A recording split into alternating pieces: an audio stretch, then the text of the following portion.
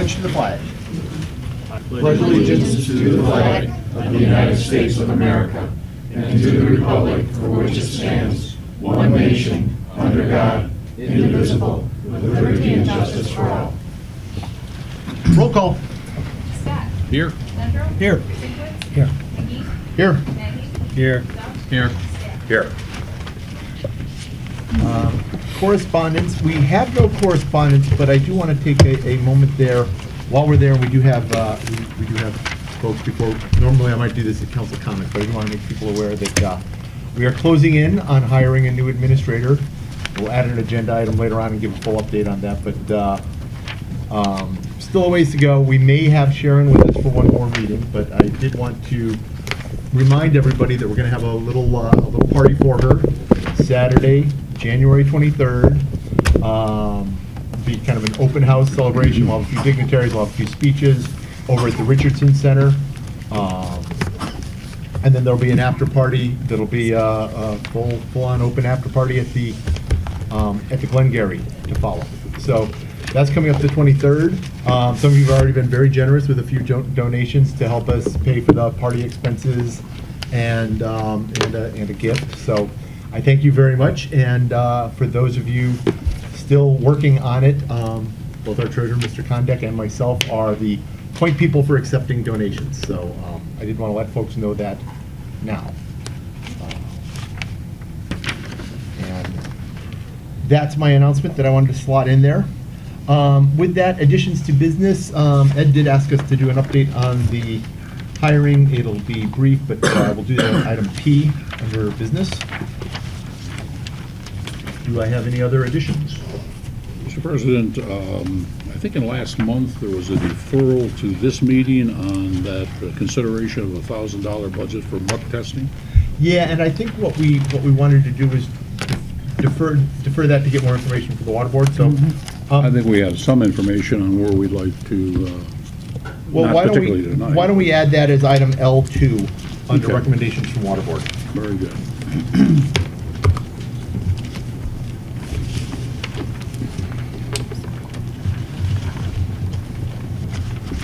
So do I hear a motion to approve the agenda with the amendment, with the additions of L2 muck testing and P update on hiring a new administrator? For the motion stack, second Duff. Further discussion? All in favor? Aye. Opposed? Motion carries. Okay, that does bring us to the first call to the public, an opportunity for citizens to address the council on agenda items. My name's Jeff Yep. Rondo. Jeff, let's get you a microphone or up here. My name's Jeff Rondo. I do the code enforcement for the village, and I also operate the Harvester.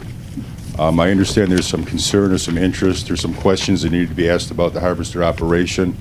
My impression is that some people are a little bit unhappy the way things worked out the last summer in particular.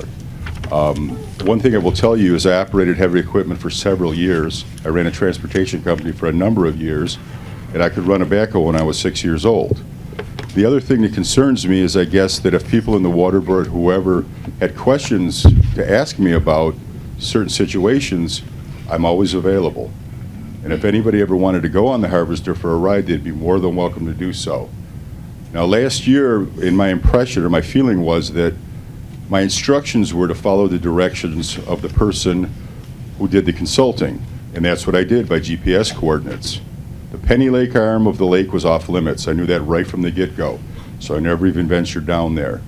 I guess I've heard some rumblings about somebody dumping some weeds in the lake, just different things. I guess, to be perfectly blunt, I'm a little bit disappointed that if people have questions or concerns about that they just wouldn't come to me. I do the best job I can. And the other thing I'm concerned about, and Andy and I have talked, and Sharon and I have talked, last year I think, just in my impression, and I guess my impression should be pretty valid, I spent quite a bit of time out there, whoever did the weed killing of the lake did it very well. In other words, they did it to an extreme level. I mean, there were very few weeds. So I made a decision not to go out there and harvest on several occasions because I just thought it was a waste of money and it was an opportunity to do nothing more than beat up the machine. I mean, can I use the money? I got 2 kids in college. I could have just went out there and floated around, but I saw no value in that. So I guess my concern is that if someone's interested in talking to me about my integrity or the way I do things, I'm here. Please come and talk to me. If anybody wants to go for a ride on the Harvester, when I'm operating at any time, grab a boat cushion and a milk crate and let's go. Okay? Thank you. All right, thank you. Yes. Bob Malik, 1620 Thurston. I'm also concerned with item L, and I'd like to know if when you get to that agenda item, it can be opened up to the public after your discussions. Well, we'll see what we do there. I expect we're going to have some pretty extensive discussion around that, so. So is that a yes or a no? We'll see when we get, we'll see when we get there. Thanks. Anybody else? Seeing none, I'm going to close the first call to the public. Move us on to approval of the consent agenda. We only have actually one business item, but a few other procedural items on there. Do I hear a motion to approve the consent agenda as presented? So moved. Second. Motion Duff, second Stack by a split second. Further discussion? Roll call vote. Nedrick. Yes. Sinkwitz. Yes.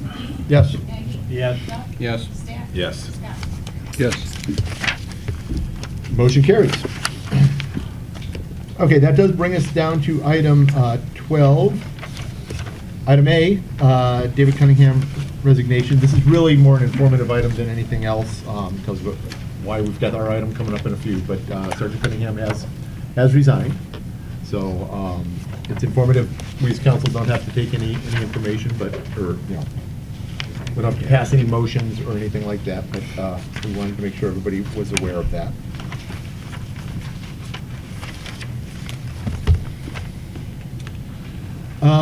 Brings us to item B, ethics ordinance. It was introduced at the December 9th, 2015 meeting, and it may be adopted as presented. Do I hear a motion to that effect? Support. Motion may be second, I think I heard Sinkwitz. Sinkwitz? Okay. Further discussion? We talked it over pretty good. I would, like to say again, I think it's a good step forward for us. It makes a lot of things clear for employees, for council. A lot of it, I think, is standards that we would have expected all along, but it's good to have it written down in black and white so everybody can see it.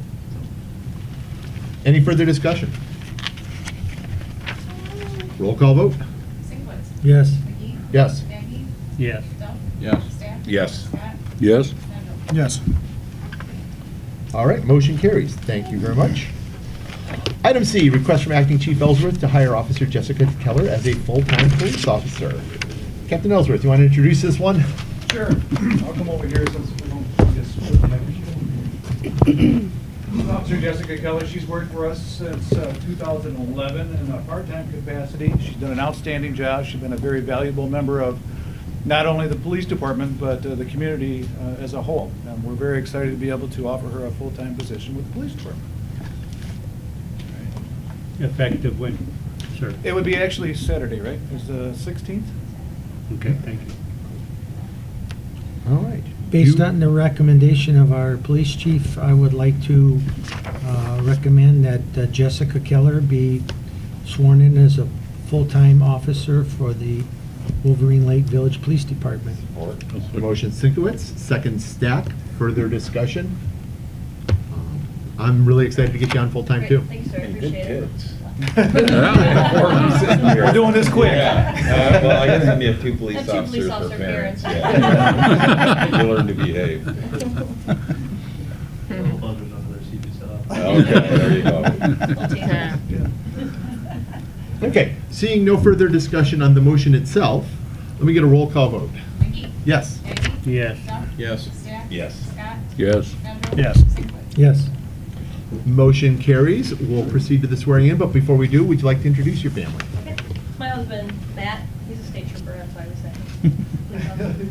Let's start with little one, Bryce, 3-year-old Blake, 5-year-old Peyton, and 7-year-old Braden. Oh.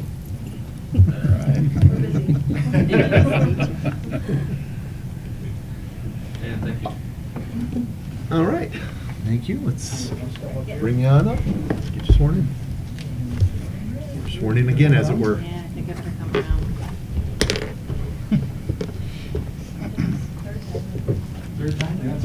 Third time's a charm. We just keep doing this till we get it right. Would you raise your right hand and repeat after me? I do solemnly swear I do solemnly swear that I will support the Constitution of the United States that I will support the Constitution of the United States and the Constitution of this state. and the Constitution of this state. I will faithfully perform the duties of police officer I will faithfully perform the duties of police officer in and for the Village of Wolverine Lake, in and for the Village of Wolverine Lake, County of Oakland, County of Oakland, State of Michigan, State of Michigan, according to the best of my ability, so help me God. according to the best of my ability, so help me God.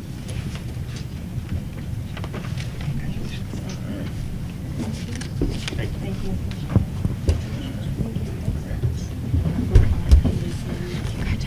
Welcome back. Thanks, sir.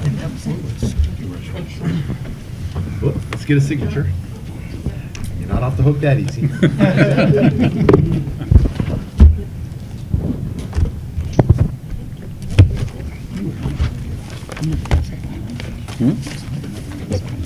No. Well, it should be louder, I guess. Quicker. Yeah, I guess that's right. It's a mild. Sharon, is this going to be discussed tonight? He's so busy always looking at the left anyway. Yes, it's on the It's on the agenda. agenda. Oh, okay, okay. Hi, guys. You're looking family. Guys.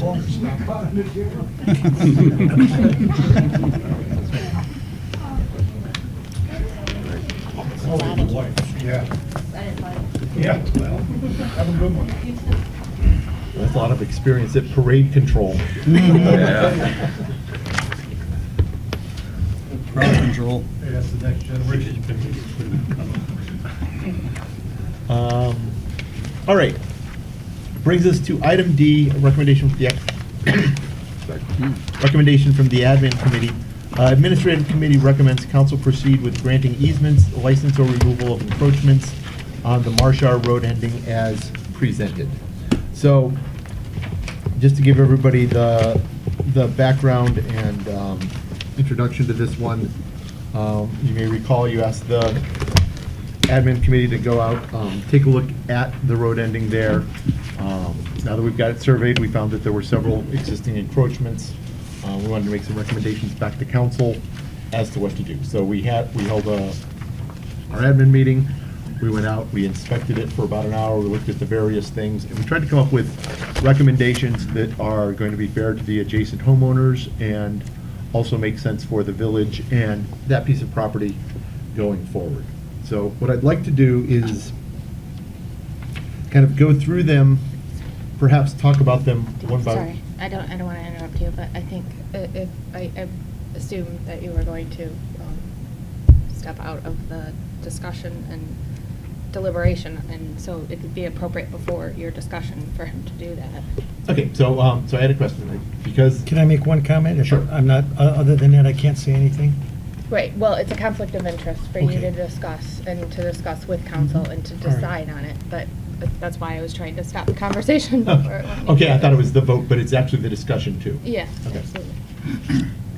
Okay, go ahead, Ed, make one comment. The only and then comment I we'll want to get make is on all the surveys we've had, I think leaving that in on this print beach area could come back to haunt us.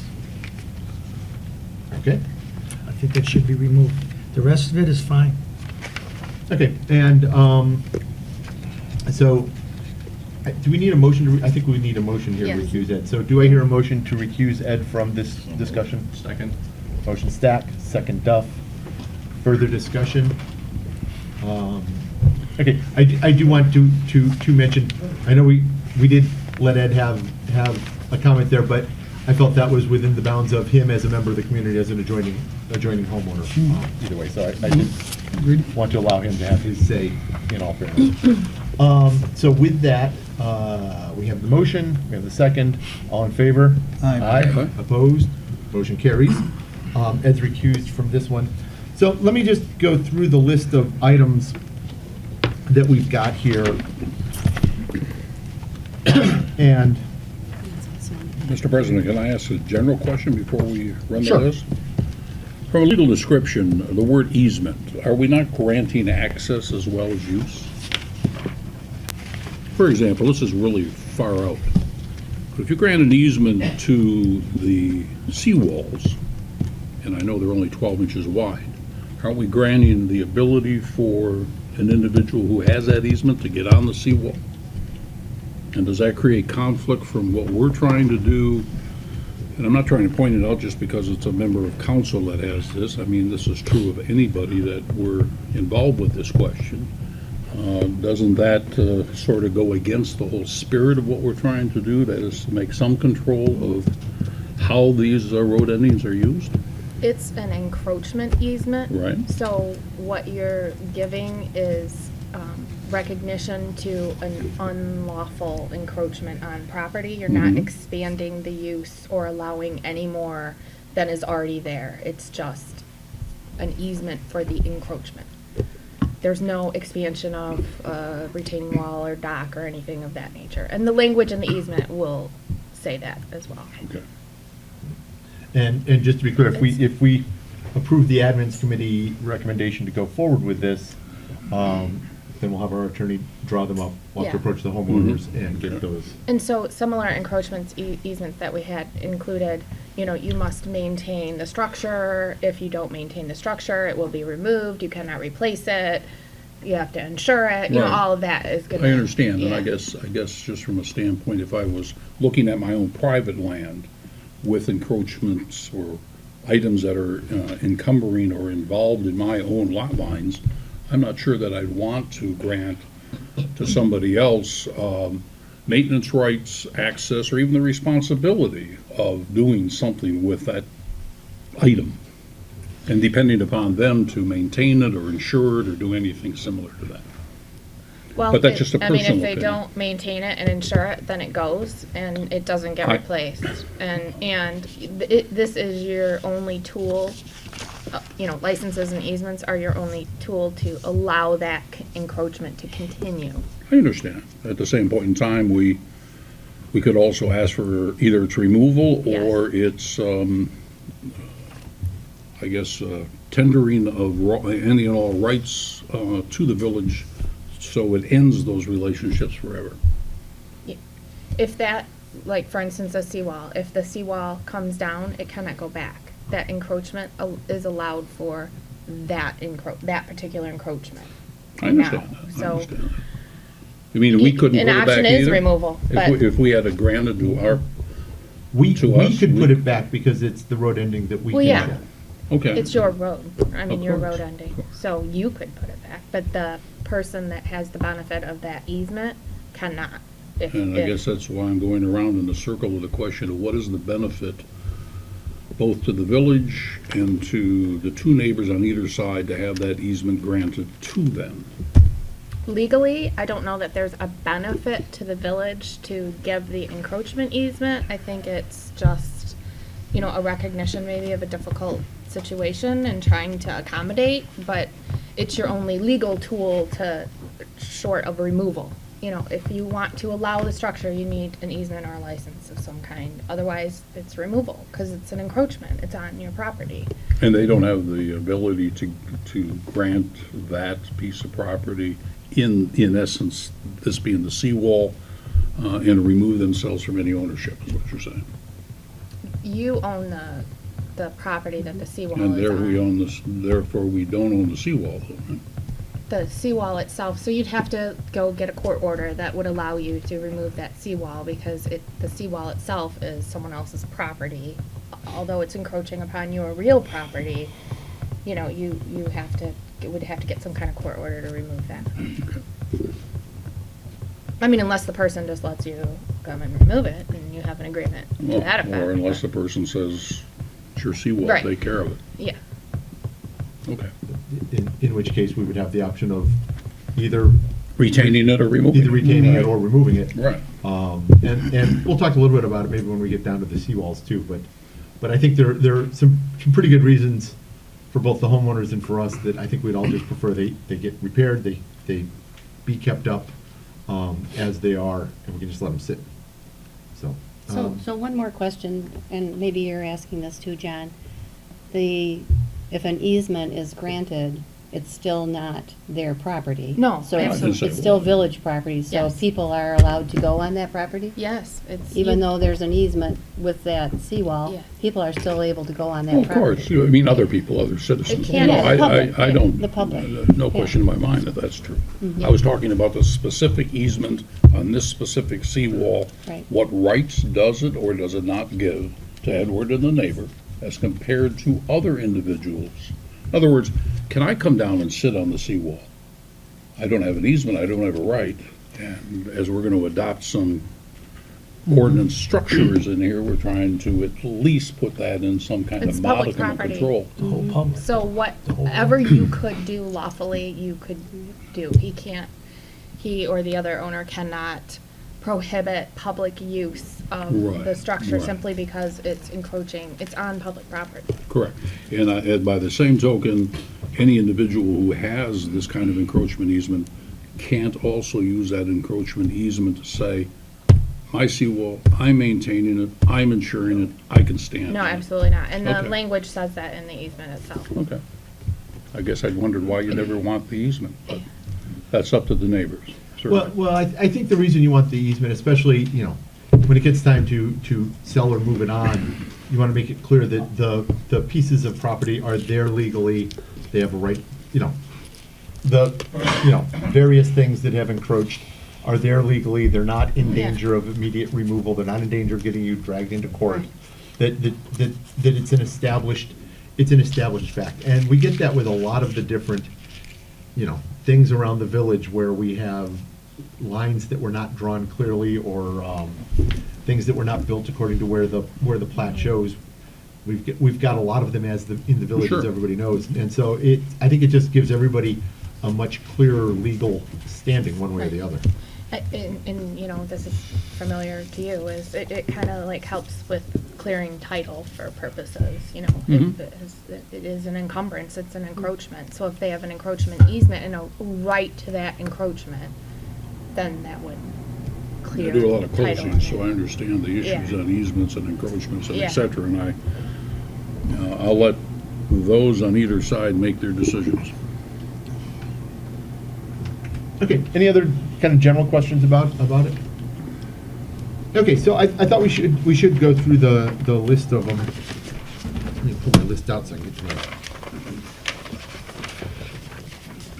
So, item 1, 3-foot-high retaining wall, grant easement must be kept in good repair. Let me pull the pictures out here.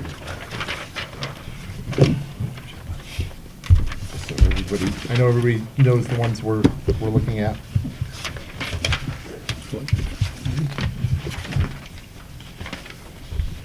This is,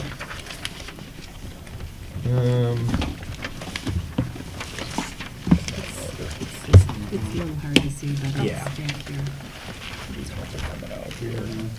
so this is the one that in sort of the third of the first batch of photos, right there. It's in the shade a little bit, you can see it. But it's a 3-foot tall retaining wall. It goes right along the driveway there. It's built, John, can you, while you're going through that, just for me, when I'm doing all of this, Number that 1. survey, can you say what number it is on the survey? Yep, number 1. It's number 1. It is number one? Number one. They Yep. all correspond. Oh, they do, okay, okay. Yep. So it's number 1 on the survey. We looked it over, it's in good repair, it's clearly established, it's clearly structural, and we recommended that we should grant an easement for it. Number 2, which is fairly closely related, there are a few older timbers that go off of that one. Those are the ones that you've got maybe a little better And view this of. one you can see right on the first page, too. Yeah, and on the first page, they kind of go along. They're mostly dry rotted out, they're kind of old and beat up there. We recommend we just remove those. So no easement for those. Remove them, do some cleanup around them, and that should be good. For number 3, The driveway is kind of, in a lot of ways, the most substantial encroachment there. It's built fairly well onto the other property. If you take a look at that photo, you can see by the pink mark there where the property line has been found to be. Obviously, the driveway is there. What we recommended is to grant the easement for that, but to remove the cement pots and the sprinkler heads, or at least to bury the sprinkler heads that are there on the road ending. Number 4, the sanitary sewer grinder pump was built sort of in accordance where I think everybody had mistakenly understood that property line to be, and we recommend granting the easement for that.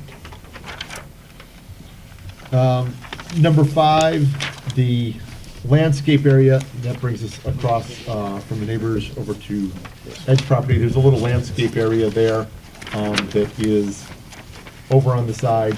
We recommended granting an easement to that. No, the license. I'm sorry, license for that. To permit that to continue. It's not nearly as permanent, but there's no reason to remove it. Number 7, the cyclone fence. So the pictures for that aren't as good. Probably one or the other of these that are at 7 are your best view of it. But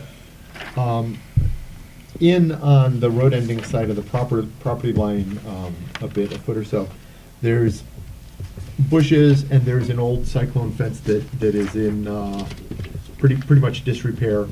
We recommended the bushes should stay, they're fine, but that the cyclone fence should be taken out.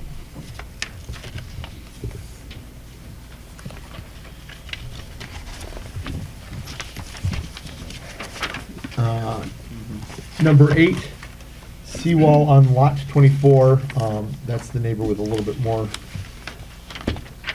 And you can kind of see a picture of it here. If you go down and take a look at that seawall is actually in pretty bad repair. It's rusted through in quite a few places. There's some jagged edges. It really could use some repair.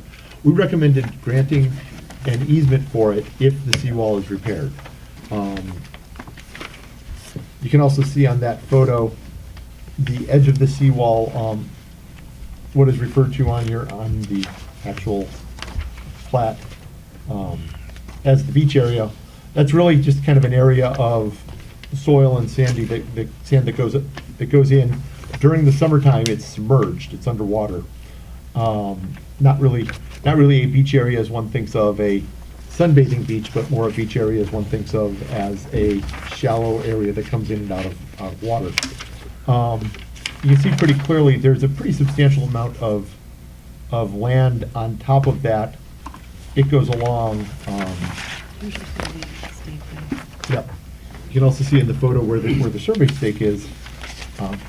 We recommended keeping that where it is. Keeping those seawalls where they are permits plenty of access in and out of the lake, especially where we've cleared out that area. The cattails have been removed. It's a clear shot in and out.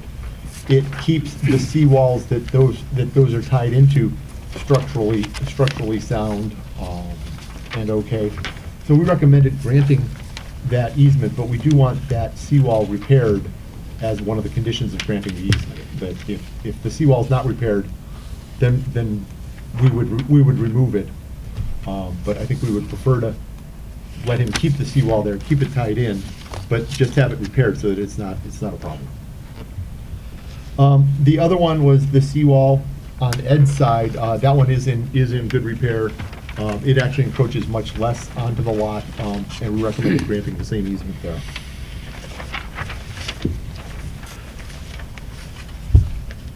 And, sorry, lots of pictures, lots of encroachments. And there is,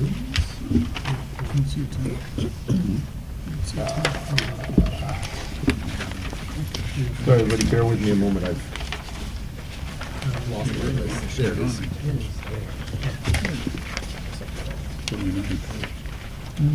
And so the final one.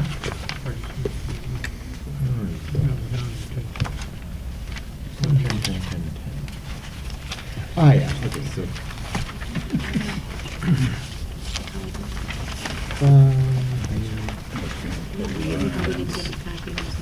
Yeah, there is.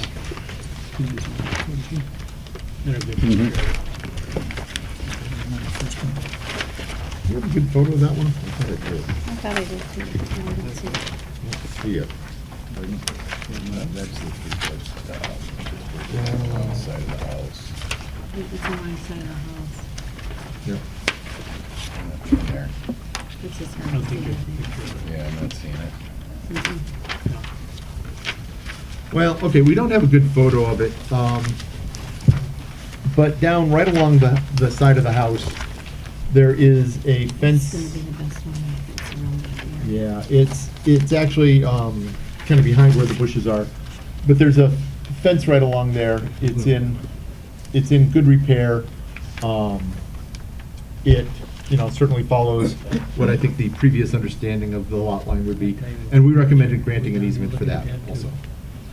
On, of course, the condition that it also be kept in good repair.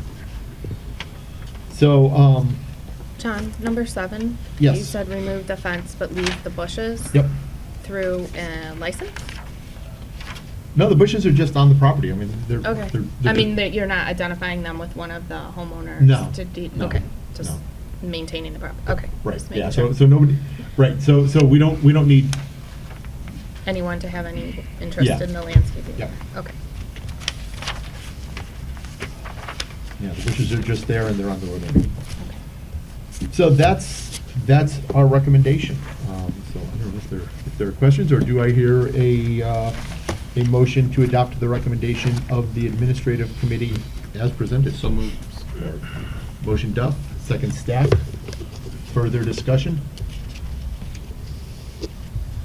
I guess the only other thing I would say is we, put a lot of thought into it and really tried to make sure that we were being fair to the village, fair to the homeowners, same way we would with any other piece of property that has these issues. And we have had over the years quite a few pieces of property with similar issues.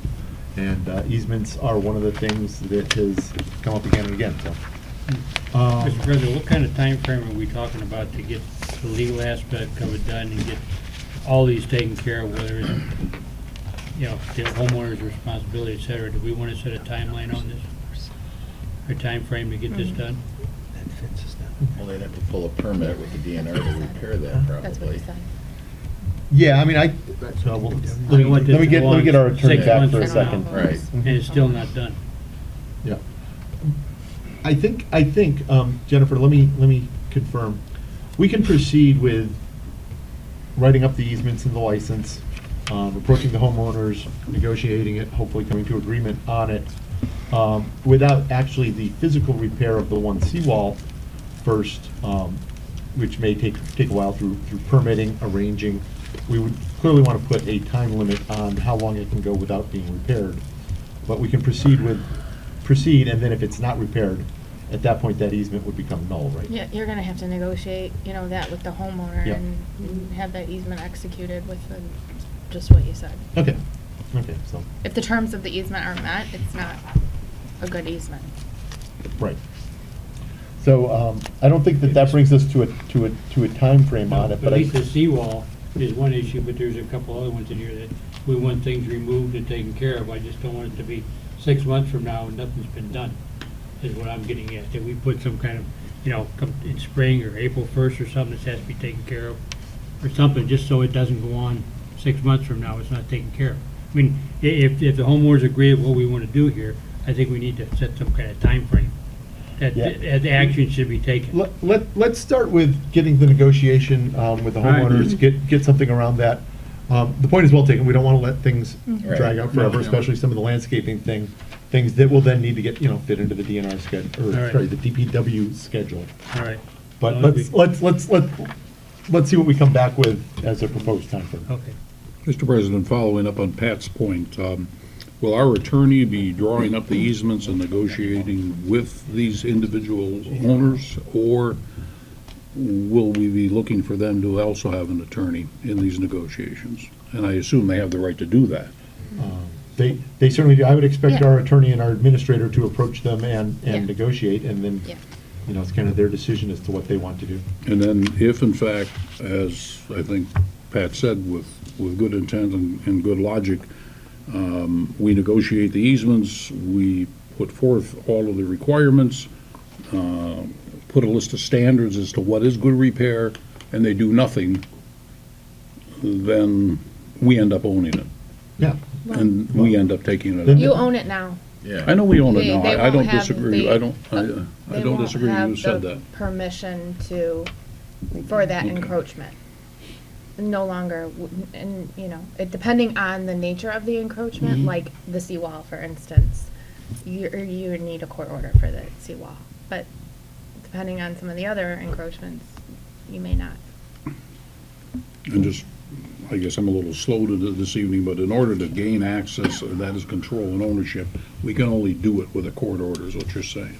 No, you have access, you have control No, and ownership I over the understand that. property. I'm saying about what we're really doing here is we're really looking to the homeowners to accept an easement, maintain in Yeah. good repair and in good control these particular items that are in the right of way, in this road right away. Yes. And if they don't do it, They don't get that easement. the benefit of that easement is to ensure, maintain, and spend their money to have, okay. Okay. Gotcha. Any other questions about that? We did get motion and we haven't voted. So there was motion and second from whom? Yeah. Okay, thanks. Any further discussion on it? Roll call vote? Maggie? Yes. Chuck? Yes. Staff? Yes. Scott? Yes. Nedrow? Yes. I don't call right. McKee? Yes. Motion carries. Thank you, everybody. I think it's a good path forward for everybody. We'll get to the negotiations, and I'm reasonably optimistic we'll all come to an amicable agreement there. All right.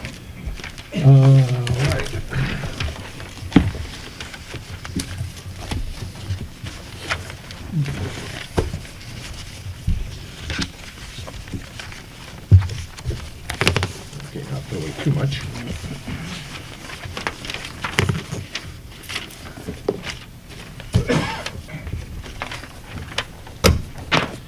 Okay, that closes that item, brings us to item E. Administrative Committee recommends council have the road endings on Lucille, Amenia, Alberton, and Indiana Angola surveyed.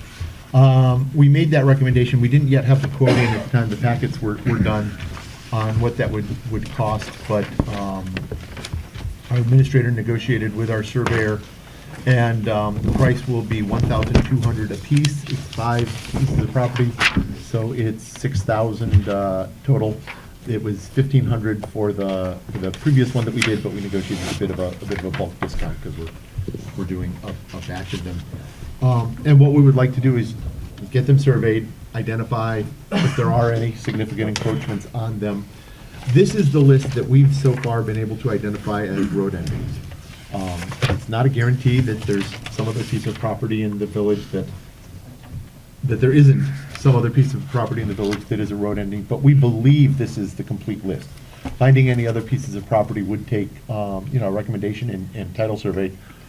We could do it, we could do the investigation, but we don't know of any that there's a reason or a cause. So, what we'd really like to do is get these surveyed, find out if we've got any encroachments, make them clear, and then that will give us all 6 of the major road endings in the village that we know of. They'll be clearly surveyed, we'll have a clear idea of what's there. We will soon, I think, pass a road ending ordinance for how they'll be treated, and I think that's what we can do to make sure that we've got something fair, something consistent, that works for everybody in the village on these pieces of property, so. I'd like to make a motion to approve as presented the work from David P. Smith and Associates. Motion stacked, second Nagy. Further discussion? Yeah, I have a couple comments. In the previous discussion on the marcher, I know that there's not many of you that have much experience with surveys, but I was very disappointed in the job that Dave Smith did. And it was very haphazard and slipshod. First of all, when he brought it to council, both homes had the same address, 2510 Oakview.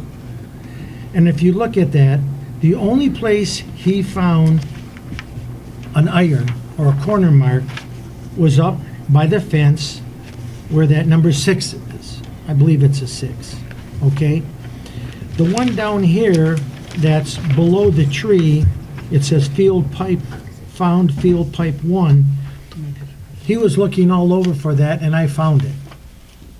And I showed him where the other one was, and he found it, and he disregarded it. He never found an iron on my neighbor's lot, as indicated, and he never found any irons, or I don't even know if he looked for them, to the west. So he based everything on one that he found and guesswork. He claims, on the back of this, a couple things I want to point out. He found a pipe on the northeast corner of 23, also along the line of Common 2, the Marcher roadway, and then he says, and then he found another half-inch bar. That's the one that the other company put in, JCK, and I showed him right where there was, and he found it. But he says it doesn't measure up. Then he says the existing cyclone fence has been used as a possession since before 1987. The survey from JCK shows that that fence is not on my property, it's on the easement. So we gotta get that straightened out. Then he says below here, plat observations, created in 1922. If that stake was put in at 1922, it would probably look like a bobby pin. Mr. President, we're talking about the other 5 issues right now, not that No, particular well, issue. what I'm I getting, believe what okay, Mr. Sinkowitz what I'm is trying to expressing get at is is why don't we go out and get competitive bidding on this and see who else is available? One thing that Dave has for him is he has a lot of current points that he can go to. But a survey like this, and what's all coming out of this, easements and all this other stuff, should be more accurate than I think I found the stakes, or this is where I think they are. As far as what's happened on this easement, I don't have a problem. I have no problem. Because I never stood in the way of anybody going onto that lake or telling them they couldn't use that as an easement. But as far as the survey he did, I think it was inadequate. He found 2, one for sure and one a maybe, and he based everything on that.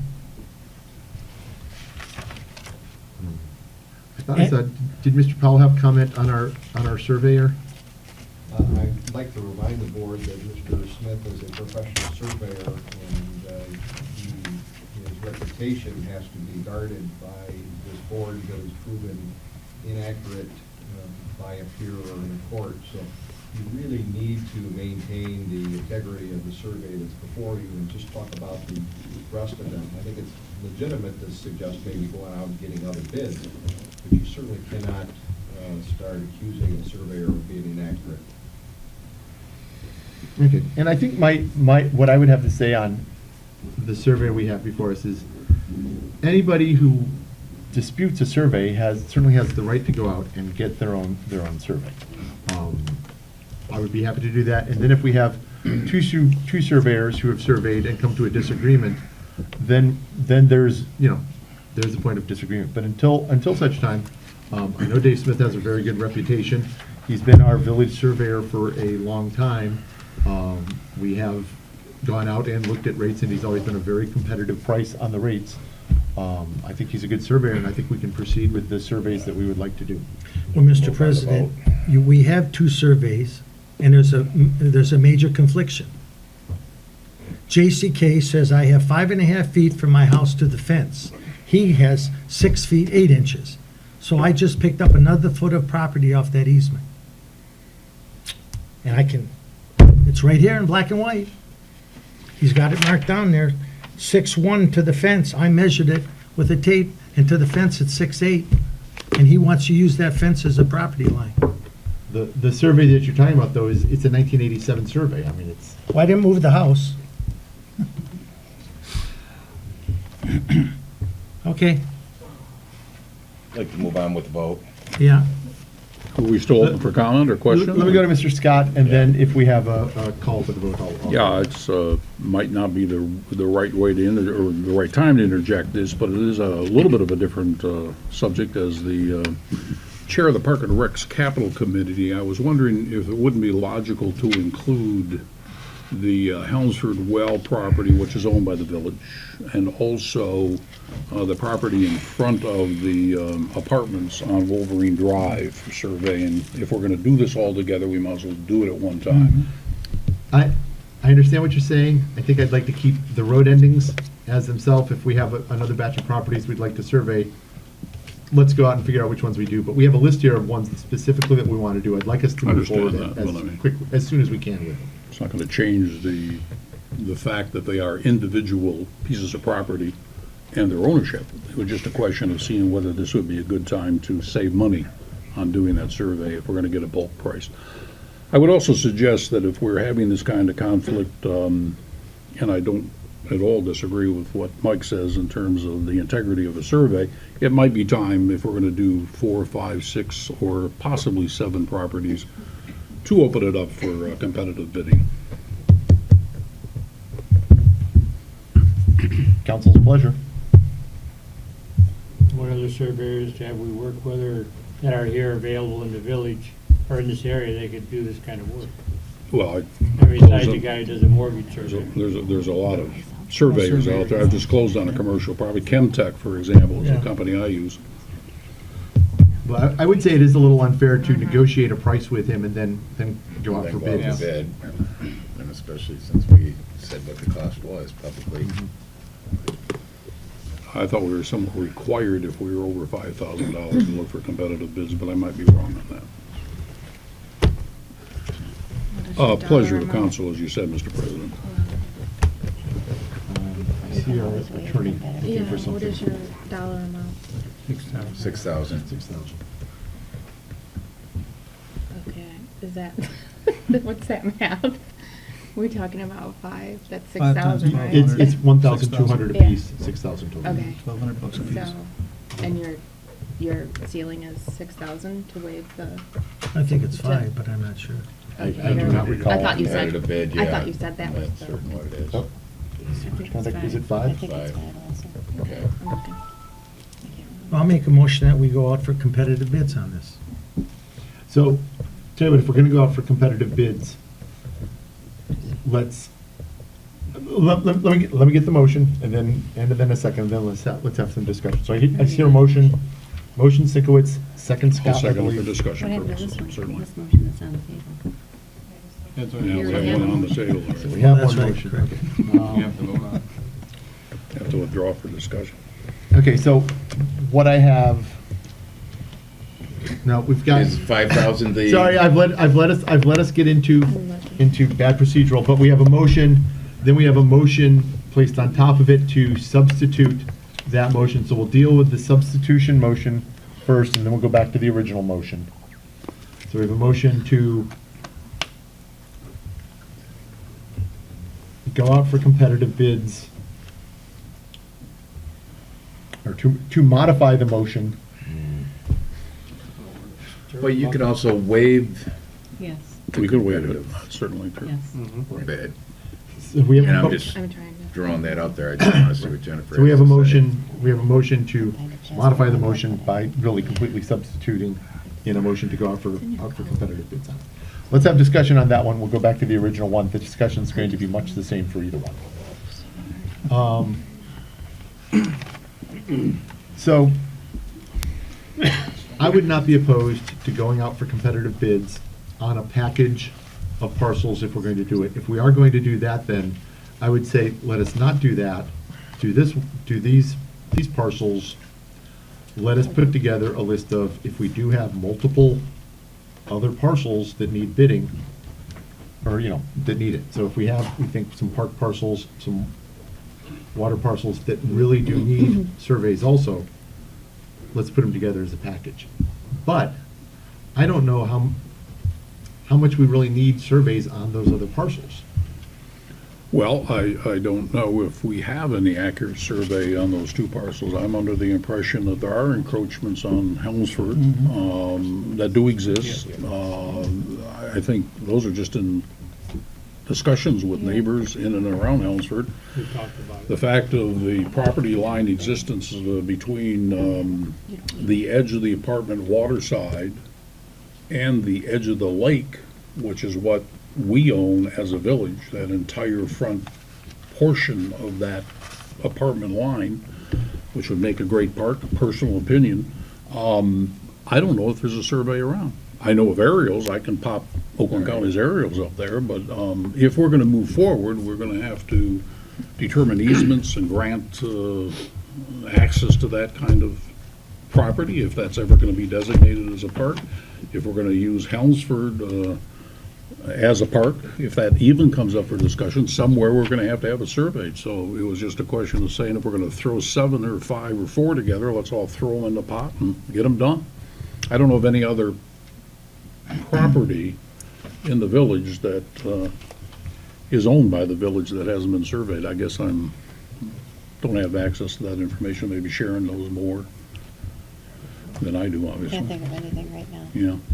I guess my hesitancy in proceeding with surveys there is that, we've already in discussion established that we're not, for now, proceeding with the property in front of Penny Lake. In other discussions, we've established that the Helmsford well, because of some of the covenants around it as a well house provided for community well service, can't be turned over to be a park. So I'm not sure I see the need for surveys of those. It's my question. I think we do have information now on whether or not we would have to waive competitive bidding for So So other particular than checking your dollar amount, which was $1,500, I wanted to make sure, and you do have an exception for the employment of professional services, does not require competitive bidding. So surveying. So surveying would not require Engineering. that we waive that. Yeah. So we have. Unless it's a public improvement project, like you're doing sewers or, if you're As part of doing a some kind of larger public overall. improvement project, then you would need to. But engaging the services of our established professional in an area for something does not require competitive bidding. Right, like the video company, you'd professional service. Okay. So we have a motion to amend the previous motion by going out for competitive bidding instead. Any further discussion on that? All in favor of that motion, say aye. Aye. All right. Opposed, say nay. Nay. Nay. Let's get a roll call vote on it, just to be clear. Doc, Nay. Stan, Nay. Scott, Aye. Edward, Aye. Sinkwitz, Aye. McGee, Nay. So that motion fails. Not me. Oh, did we get I'm nay? sorry, Nagy. What about Pat? Try that. It's a tiebreaker. First 2 letters of my last name. Nay from Nagy. Okay, so that motion fails. We're back to the original one to get these 5 surveyed by our surveyor at the price of $1,200 apiece. Further discussion on that motion? Let's get a roll call vote on that one. Stan, Yes. Scott, Yes. Edward, Yes. Sinkwitz, No. McGee, Yes. Nagy, Yes. Doc. Yes. Okay, that motion carries. So we'll proceed with that. We're going to try to get those cleared up. And hopefully we'll have something to bring back for all of those once we have those surveys.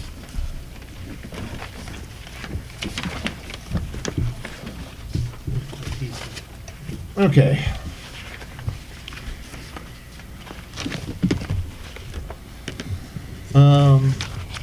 Road ending ordinance. So We had in our discussion last month on the proposed road ending ordinance, some further discussion on whether or not we should permit, sort of put together some sort of permission for temporary events like parties or some such, for people to do things that might encroach on it a bit, but not actually blocking ingress or egress. Our attorney did some research, found it to be I would say fraught with some difficulties. And so, Jennifer, you want to sum that up for everybody? For road endings, you have conflicts in your code for use of that nature, and to regulate that and police it would be difficult. And the road endings are different than for instance, a park or, an area of that nature. I wouldn't recommend allowing activities in the road endings. They are designated as road endings. So,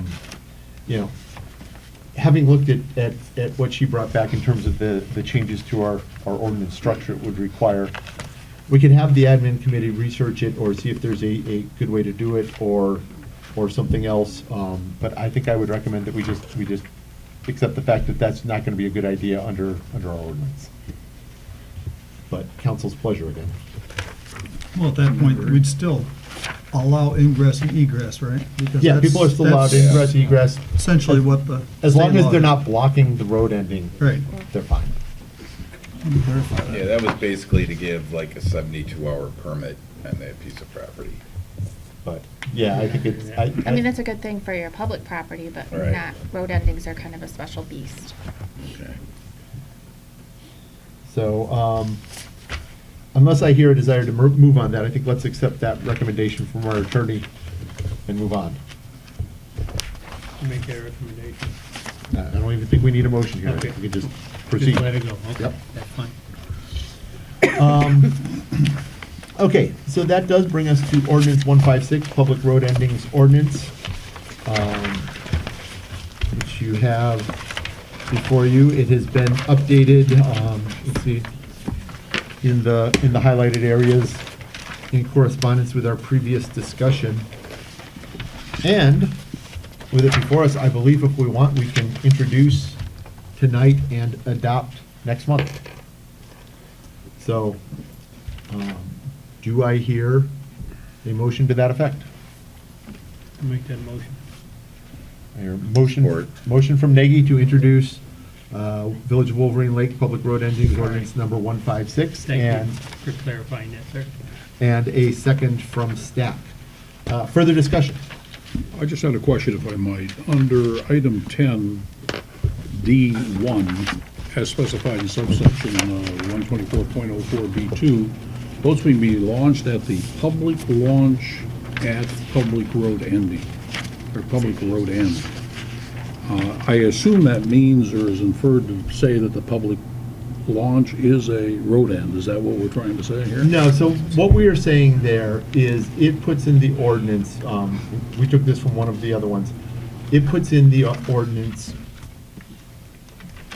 and actually, we probably should put in A there, at a public road. Which end. one There is we that? go. Okay, I was just trying to clarify what. Yeah. Yeah. 'Cause we had a lot of discussion in our minutes on that. Yeah, so John, item- you were in on that. It's 102 D1, D1, on second page line, 3. first paragraph. I mean, first sentence. 102. Over here. So I think if we put an A in there, it reads more clearly.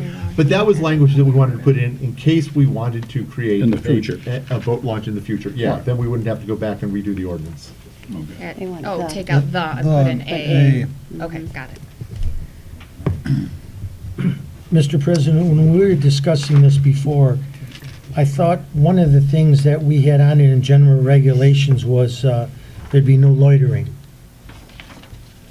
I thought that was on the list when we were all doing that. And on 1024.4 general regulations. Wasn't on the original one that I gave you, but loitering is a criminal offense, so if someone's loitering somewhere, I'm sure that you're going to have a problem with that, regardless of whether it's in your road ending ordinance Okay. or not. You don't even need to say that. All right. And then the other thing I wanted, to bring up is the time. Our old ordinances had 7 in the morning till a half hour after dark.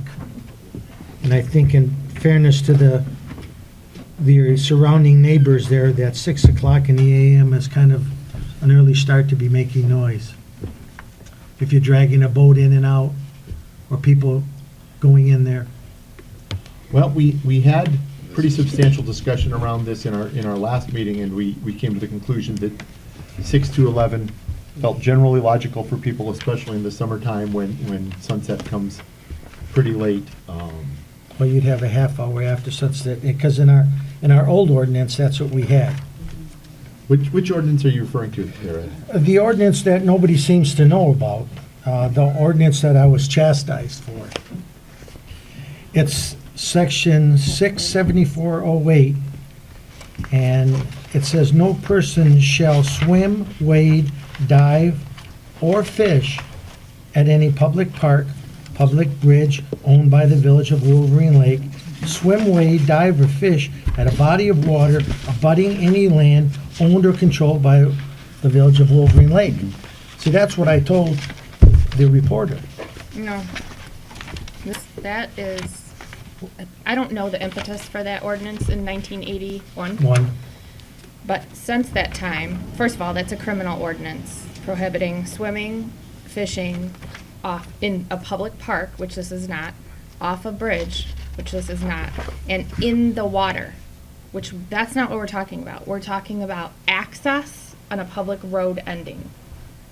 And the legislature in 94 and again in 2010 and 2012 and 2014 keeps legislating for the public road endings to protect uses and to regulate uses and ingress and egress. So although from a practical standpoint, that section of your ordinance needs to be tweaked, because so let's say your new road ending ordinance allows you to swim or fish or whatever, or not swim, sorry, fish on the road ending. Under your road ending ordinance, you can fish on your shoreline road ending, but if you're in the water fishing, it's an unlawful act. You can also, under your road ending ordinance, technically swim because you haven't prohibited it. The minute you get in that water, it's an unlawful act. And the way your ordinance is written, quite honestly, anywhere in that lake qualifies. So there's no swimming or fishing in that lake. It's just a bad ordinance, and it needs to be rewritten. And that came I don't know why it was. about probably, I bet it was you know bridges. more about it, the kids jumping off the bridge than That's anything. what I said. When I read it, I said there was some bridge incident that happened. And So this one here that I just read, that 67408, yes. is, That's a criminal ordinance, and so it applies to public park areas, which I don't know if you have any public parks with water. We do not. So I didn't know why that language was in there. I assumed it was something to do with the bridge, because something had to have happened in 81 that well, prompted that. the last one is, the last sentence says. In the water. In the water. No, it says, in any body of water abutting to the lake owned or Right. controlled by the Wolverine Lake Valley. So technically, you could be in the middle of that lake and you are in water abutting village-owned property, swimming and fishing illegally. So We have to change that ordinance. while we're in discussion, do we have council I didn't write it. consensus? Well, let's talk about it after we introduce this one, but let's go send our attorney to go look at that one. Yeah, I already am. Well, anyway, I would like some consideration on the hours. You're talking 7 days a week, 6 o'clock in the morning. I mean, we have a time factor on when you can do construction. You can't start pounding nails at 6 o'clock in the morning if you're building a house. But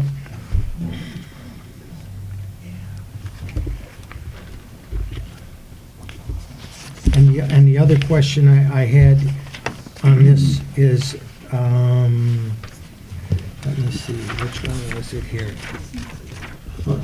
David, before we go to the other one on the hours, I will say that all of these road endings are in very residential areas, right Mhm. between two houses.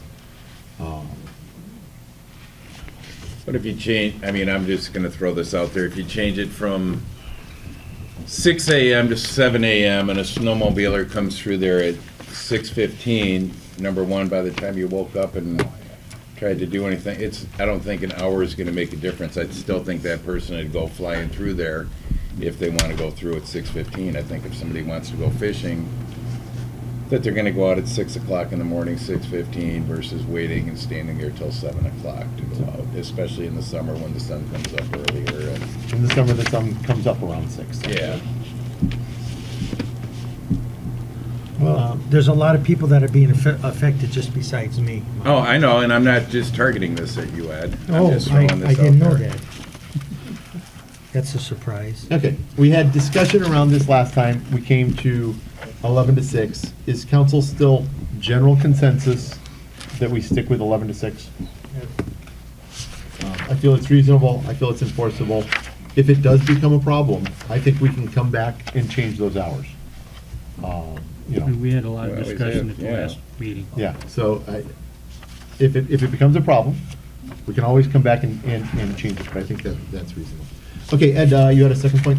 Yeah, the other one was no lounge chairs, towels, or personal items should be kept, stored, or left at any public road ending overnight. I don't think that should just be overnight, I think that should be at any time. If somebody comes to a road ending and whatever they want to do, they put out a chair and then they leave and come back 5 hours later and pick up their chair, I think that's wrong. I think if it's being utilized, that's one thing, but just to park a chair there or their fishing equipment or whatever, and then come back at a later time, you know, they're taking up space, and if you have a chair there or you have something there, a couple of chairs, and then somebody wants to put their boat in the water and they gotta move it, then you're probably gonna have an argument about that. Okay, so that's item 10E. Yeah, I don't know, it should be just left unattended, not overnight or anything. I mean, that would be part of impeding people from entering and coming back out in the water, right? If somebody's leaving. If somebody But- leaves their stuff there. Yeah, but I think it might be a good point around the phrasing of that. I think if we remove overnight, it makes it a little bit more clear. You can't leave your stuff there. Period. Yeah. Yeah. Thank You you. could say overnight or unattended. Yeah. Or just remove overnight and just say, shall be stored or left on any public road end, period. Unattended. Okay. Yeah, I think unattended, because I Or mean. left if- unattended. Okay. If it's an elderly person, they want to sit down there, you know, that's fine, but, you know, just, Okay, so modify 10E, so it now reads, no lounge chair, towel, or other personal items shall be kept, stored, or left unattended at or on any public road end. Okay. Okay, I think that's better. It's clearer. Anything else? All right, so we will move to a vote on the motion to introduce the ordinance at this meeting. Can we get a roll call vote? Scott? Yes? Pedro? Yes. Sinkwitz? yes. McGee? Yes. Maggie? Yes. Duff? Yes. Stan? Yes. All right, thank you, council. Brings us to item H, recommendations from the negotiation committee. As I know everybody on council is aware, and I believe some members of the public, though certainly not all, we've had a long-standing ongoing issue with the MERS retirement program, the amount of it that had been funded, the amount of liability that we've had out there. There have been a series of long negotiations, which I'm certainly not going to sum up here, but I think we've reached a pretty good agreement that is of benefit to the employees, benefit to the village in terms of removing that unfunded liability for us, gets us towards a much more fully funded situation. And we have a recommendation from the administration, or sorry, from the negotiation committee, And I'll read this out loud so people know what's in it. Motion by Nedrow, second by Scott, to have the police MERS Division 02 and the DPW MERS Division 01 union members, that's the police unions, contribute 15% of payroll, and the village contribute 10% of payroll for 10 years beginning July 1st, 2015. The village will contribute $75,000 per year for 10 years to police officers MERS Division 02 unfunded liability, and $25,000 per year for 10 years to the DPW MERS Division 01 unfounded liability beginning July 1st, 2015. The police officers MERS Division 01 benefit shall bridge down to a 2.25% multiplier beginning July 1st, 2015. The officers also agree to change the non-duty injury leave to 50% pay for 4 months beginning July 1st, 2015, as stated in a letter of understanding. And all in favor. Essentially what that means is that we as a village will be contributing another $100,000 a year to the pensions. That will get our employees out of a situation in which the amount they were having to contribute to that pension agreement had become hefty. And so, still lots of contributions. Our contributions are still capped. And I think it puts us in a position where hiring officers in is going to be competitive again. The take-home pay had really been impacted pretty badly by the level of contributions MERS was demanding of them. So that's what we have. We have the negotiation. I did want to make it as clear as possible I could for the public what we have there, knowing that making it any clearer would take about a 4-hour session in going through actuarial tables and MERS contracts and the like. Mr. President, if I might just make a comment, I would like to, you said removing the unfunded liability issue. It's really reducing. Reducing. Yes, if I said removing, I meant reducing. Thank you, because this by no means clears up that issue. Right now, I just for the public's, we don't have an actual figure, but I think right at this point in time, we're looking at $1.4 to $1.5 million of unfunded liability, which of course can or, well, most probably might increase over time. So putting $1 million away greatly reduces our forward exposure as a village. So with that, do I hear a motion to adopt the recommendation from the negotiation committee as presented? Motion Duff. Second. Support. Second Nedrow. Go for it, Nettie. Further discussion? I know this has been discussed before. What is the total time frame of this MERS? I mean, it ends somewhere out in the future, but where is the future? Is this ongoing forever and ever and ever? This one is 10 years. 10 years? Is that what it is? Well, no, funding no, is 10 years. funding The is funding is 10 forever, years. but this Yeah, one $1 particular. million we're gonna fund for 10 years, basically. That's 10 years. Correct. Okay. Yeah. But these are The retirement liability is funds. ongoing. It's All ongoing. right. It never ends. And it depends on how much is put into the system and what payrolls are and everything else. Yeah, and what the ending benefit is defined as, which All right. is, what, 85% of ending That's salary. been a moving target too. All right. I got it. And it's actuarial, and it will change depending on the makeup of the force in 10 years, so.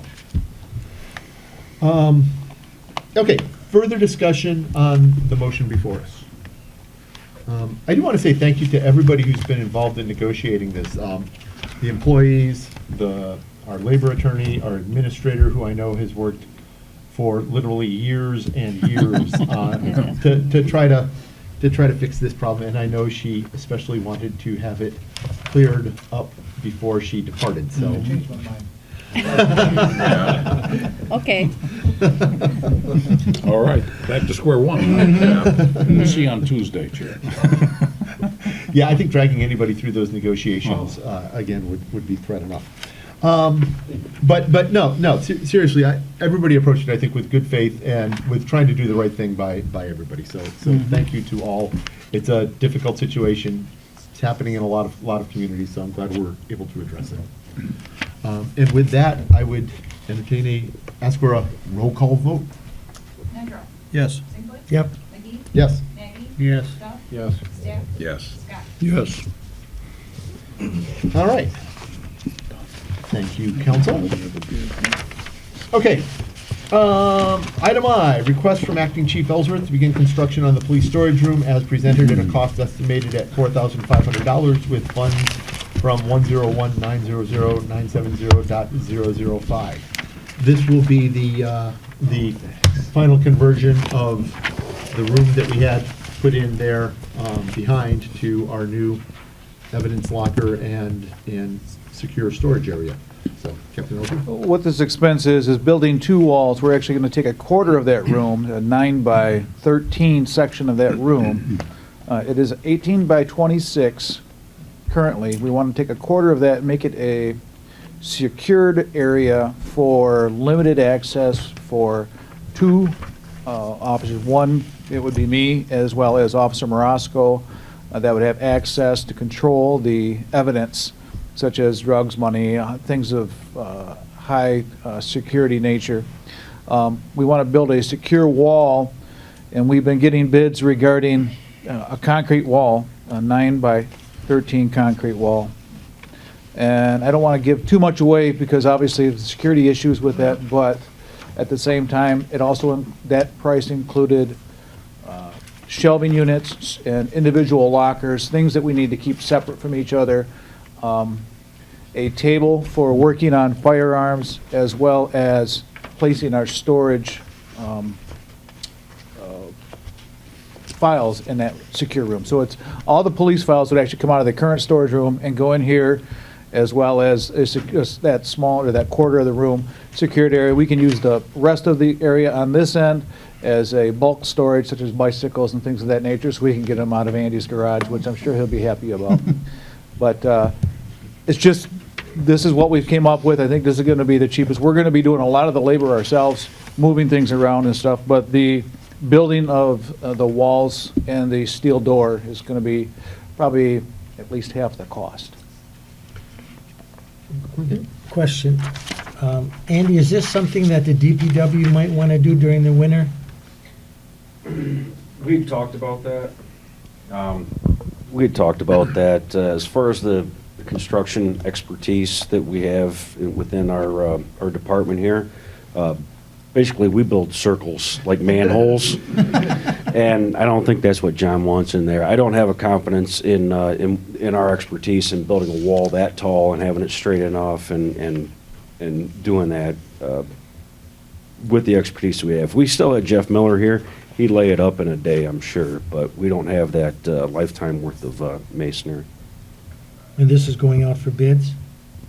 Yeah, I've actually started the process. I've gotten one bid back so far. I've had one other person come look at it.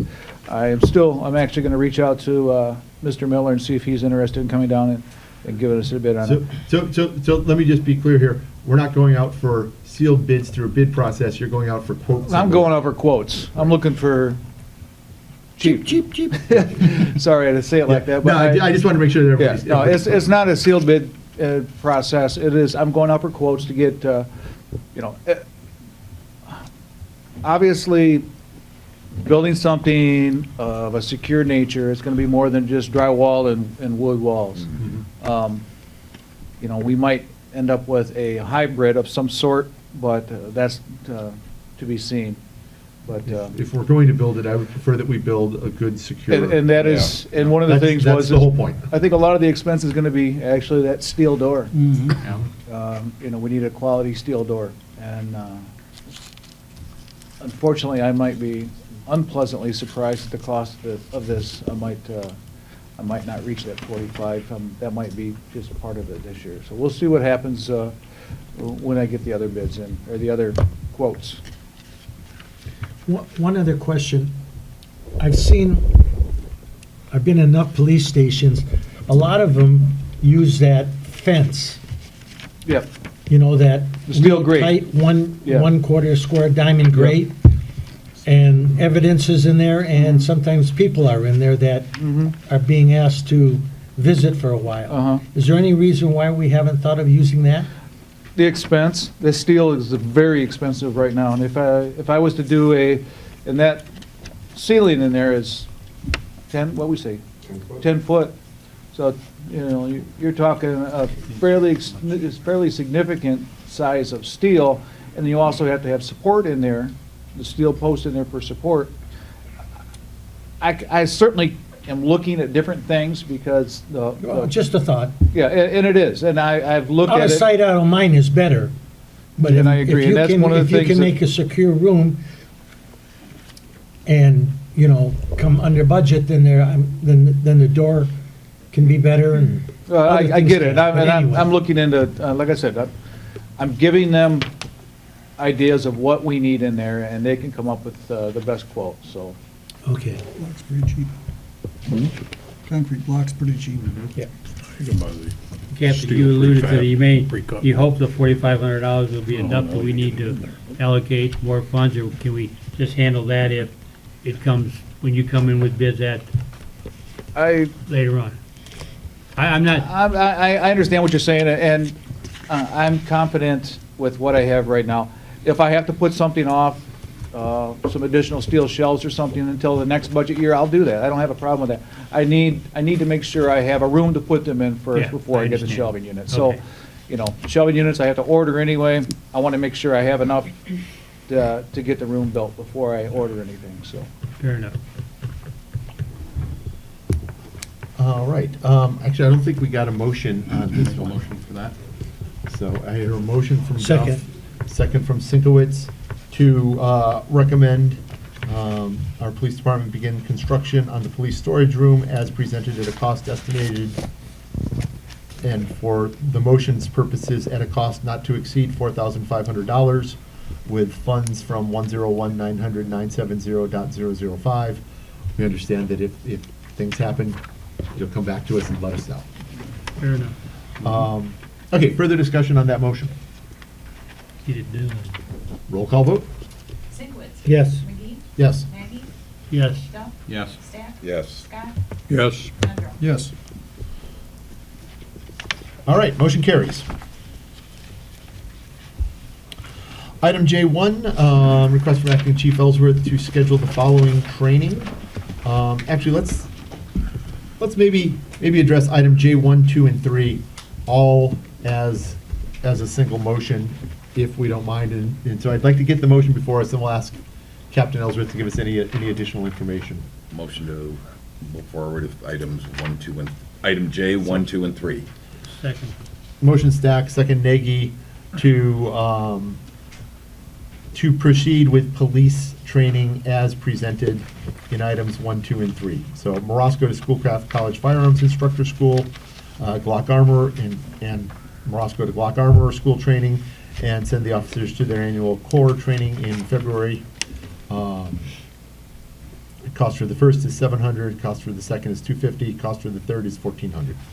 So those are the trainings that we have, pretty well described in the packet. Captain Ellsworth, anything you want to add? Well, just that with the departure of Sergeant Cunningham, we are in need of a range officer. Officer Morosco has shown great interest, and along with that, proficiency and an interest, like I said, with the firearm. The Glock Armor School, since we bought new Glocks, we feel it's imperative to have somebody that obviously knows what we need and what to inspect for, and I think it just kind of fits hand in hand. He had asked me about the range officer school, and I in turn asked him about the Glock Armor School, and we both said I think that'd be a good idea for both departments. As far as the core training, I finally got approved. We have a core training every year with, and what that is our core fundamentals that the police officers use, such as the AED, the hazmat, that kind of stuff. But this year, since we didn't have to get recertified in some of those, we're taking the opportunity to do some officer safety training, as well as the thing I've been really bugging people about is the naloxone training with the overdose drug. We're teaming with Oakland County Community of Mental Health, who is bringing in their instructors for not only us, but Wixom, Wall Lake, Orchard Lake, and Milford. I believe Milford is involved in this one too. To train all of us and equip all of us with the naloxone kits, so we will be better prepared to handle the onslaught of heroin overdoses that we've been seeing recently. So I'm excited about that. And we also have some additional things I think you see in there.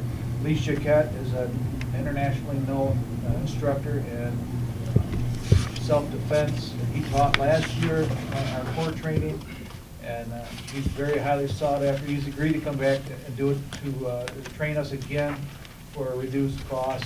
It's $100 per person, which is usually, it's about a third of what it normally costs. So we're very fortunate in that aspect. So we're getting our mandatory training done. And last year, like I said, and I think, and I'll go into this in my comments, we did an awful lot of training, but there's a lot of training that we still need to get done, so. All right. I think it's all good training and very sensible, so great to get Morosco certified on that stuff. Any further discussion? Roll call vote. Yes. Maggie? Yes. Duff? Yes. Stack? Yes. Scott? Yes. Nedrow? Yes. Sinclair? Yes. All right, motion carries. Brings us to item K, Onwards and Upwards Community Enrichment Fund, request to transfer $30,000, item 101-00299.001, to the Onwards and Upwards Community Enrichment Fund. As I believe most of the council already is aware, the Onwards and Upwards Community Enrichment Fund is the successor to our fireworks committee. When we moved off of everybody having independent fireworks and doing village fireworks, we established a village fireworks committee. They came up with some programs. They did some fundraising. They turned out to be very good fundraisers, and have raised a lot and brought a lot of community interest together, and it's really been a good community process from that. As part of that process, they looked at what they were doing and what they were putting their efforts into, realized that there were some other things around the community that they'd like to be able to achieve. They'd like to be able to use sort of the same fundraising mechanisms, and that really the proper mechanism for both, doing our annual fireworks, but for also doing the other things that they wanted to do, was moving to a nonprofit organizational structure. So they've created that structure, they've done it, they've continued their fundraising efforts. This would essentially move the money that they have been raising up for these efforts from the village to their, to their control to proceed as a nonprofit. We've been holding the money in keeping for them. It's time to happen. I know people have occasionally asked, hey, can you move that money to a nonprofit? So I do want to make sure that everybody understands that we have discussed this with both our treasurer and our attorney. It's proper, and it gets them on a good, solid footing to go forward. So that's what we have before us. Let me ask our treasurer and attorney if they have anything to add to that. First of all, Mr. President, another thing that this does is, to the extent that people are paying the village or paying amounts to the village, they are not strictly speaking tax deductible. 501c3 has a mechanism in place where that's now allowable, so it's advantageous to the individual.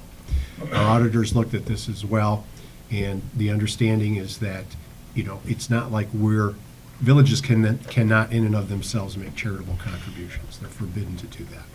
We're not making a charitable contribution in this case. It's exactly as you just said, which is simply transferring their activity that was kind of under our auspices for a number of years to, now that they have wings, they take flight, and onwards and upwards, as it were. The other thing is that I want to make sure it's still the understanding of council that the show itself, the fireworks show, maybe this doesn't need to be reiterated, maybe it's straight in everybody's mind, but I want to make sure for budgeting purposes and the like. The idea is that the village continues to contribute as a line item expense, half of the cost of the show. Correct? That's everybody's understanding. Yep. All right. That's how we've got it budgeted. Just want to make sure that's understood. Okay. All right, anything from our attorney to add? No, I don't have anything extra to add, just had wanted, to make sure that the auditors they need to be more okay with this than your accountants do. So. Okay. And they're good, I guess, They're right good? now it's good. And we All do right. file tax returns and everything, a copy of everything. Both Sharon and Mike have it. I made sure that they've gotten everything. I worked with Jennifer's office. We worked with Bruce out of there to form the 501c3. The city of Walled Lake is still trying to get theirs after 4 years. So we learned a lot from what they did when we went after it and threw a much bigger net over the entire thing and brought the entire community into it versus just the fireworks. So that way we were able to pass through. And one of the things we will be doing this year will be 2 college scholarships. They're going to be small. They're going to be for books. They're going to be to help kids out in the amount of 500. And the Onwards and Upwards Board of Directors has named one of the scholarships the Sharon A. Miller Scholarship for her years of service to the community. We think that it's a great one because the organization is to get kids involved in volunteering in the community. You know, and Sharon, although she was a paid member of the village, we saw her out there volunteering lots and lots of time over the course of the year. So this is a thank you to Sharon. Thank you. All right. I believe I also saw one of the projects that you guys will be doing is a milkweed planting project to help encourage the restoration of monarch butterflies. Yeah, and Terry is very excited about that project. Terry And Jenny will McAllister has it, yep. Yep, and Jenny will probably be helping her with that, and they'll build little habitats with the kids to harvest the eggs, take them home, and watch the whole process. All right, so do I hear a motion to transfer $30,000 from under 101000299.001 to the Onwards and Upwards Community Enrichment Fund? So moved. Second. Motion Scott, second Duff. Further discussion? Yep, and we are leaving 4,900 and some odd, $4,556.98 with the village for miscellaneous expenses that we will come across, printing and odds and ends, and there's DPW always stuff charges. that sometimes, hey, we need, and it's a lot easier just to get it this way than for us to go out and get it, so we do want to leave money there. All right, further discussion of the motion? Roll call vote? Maggie? Yes. Duff? Yes. Stan? Yes. Scott? Yes. Pedro? Yes. Sinclair? Yes. McGee? Yes. All right, thank you, council. Thank you, Onwards and Upward, and everybody. I Thank know you. of all the work that's gone in there, and I think John Coxeter would be really pleased to see what his catchphrase has become. Yeah. Okay, so that brings us to item L, recommendation from the Water Management Board. Water Management Board recommends council contract with Huron Lake Weed Control to provide harvester training, support, and maintenance information at a cost not to exceed $3,000. That came to us in a fairly bare fashion from the Water Management Board, as it were. I know there's been some supporting information gathered up. But I did want to, before we go to Mr. Scott to talk about this and talk about what Water Management Board had there, I really did want to review a couple of things and make sure that everybody's clear on some of the facts around weed harvesting, because I've been to several of this fall's Water Management Board meetings in which it was discussed. I've talked to various members of staff. So I really do want to make sure that we're all proceeding from the same understanding of facts and what's going on down there. So just so everybody understands, we had 72 hours of harvesting this year. It was, I think, by far the least we've had in a year that we've had an active harvester. Most of that was because Penny Lake has generally been our busiest area for harvesting. And we, cumulatively as a village, made a decision not to harvest Penny Lake this year, which was the first year we had the aeration going. We wanted to see the natural effect down there. I think, in retrospect, all of us agree that that was a bad decision, that we should have continued harvesting down there in that area. But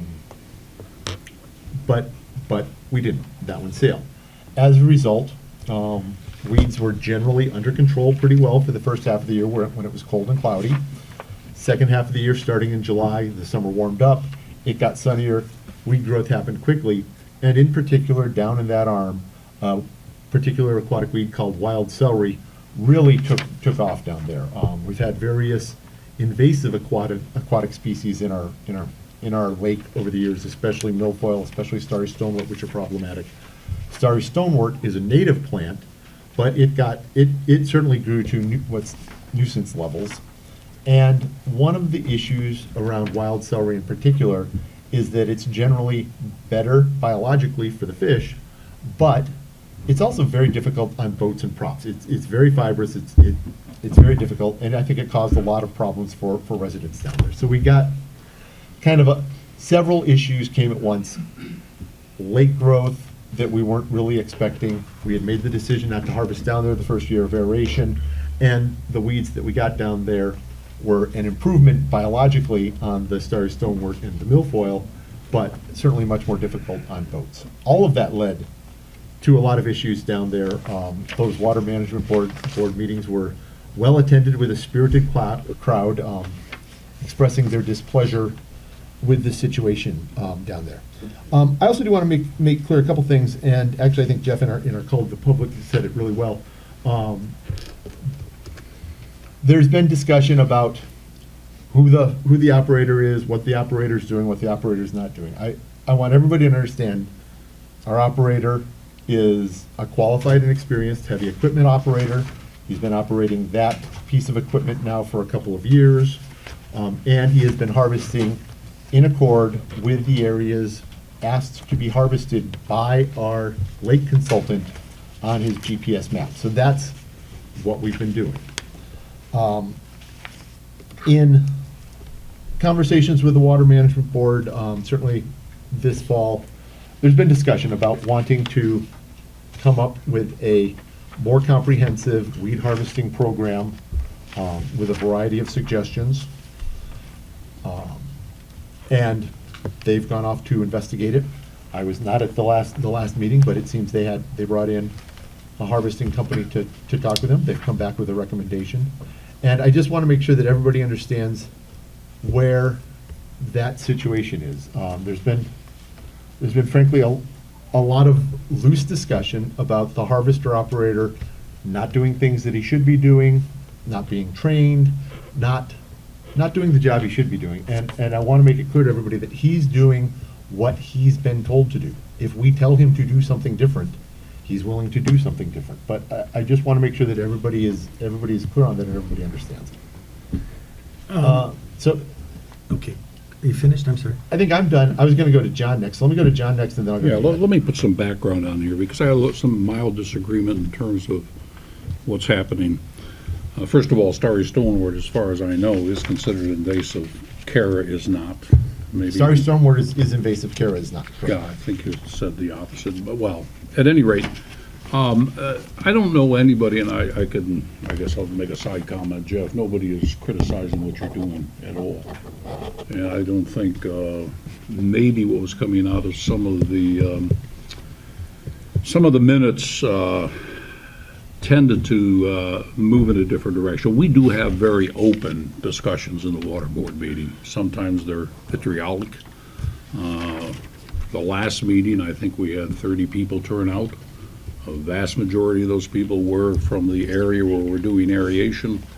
A lot of those individuals, I think, begin to realize that all that we're seeing down in that particular arm of the lake has some relationship to aeration, because aeration is in fact taking that portion of a lake from a 200-day turnover to something around 1 turnover a day.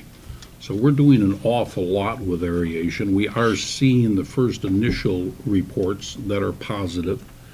We also know that those reports aren't totally accurate, because we're having issues with the GPS, which is of course satellite transpondencies, and we're trying to work on those.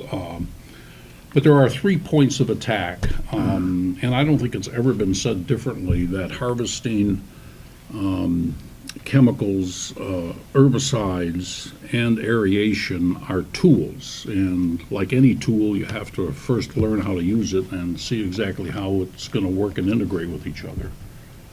So from the standpoint of not harvesting down in that particular quadrant of our lake, I'm not sure it's fair to say it was just the council. I would have to go back to the permitting. I thought there was some indication from the DEQ that they preferred not, or almost required under permitting, that there wasn't any harvesting. The fact of the matter is, now that we look at it in retrospect, it's true. We could use some harvesting down there.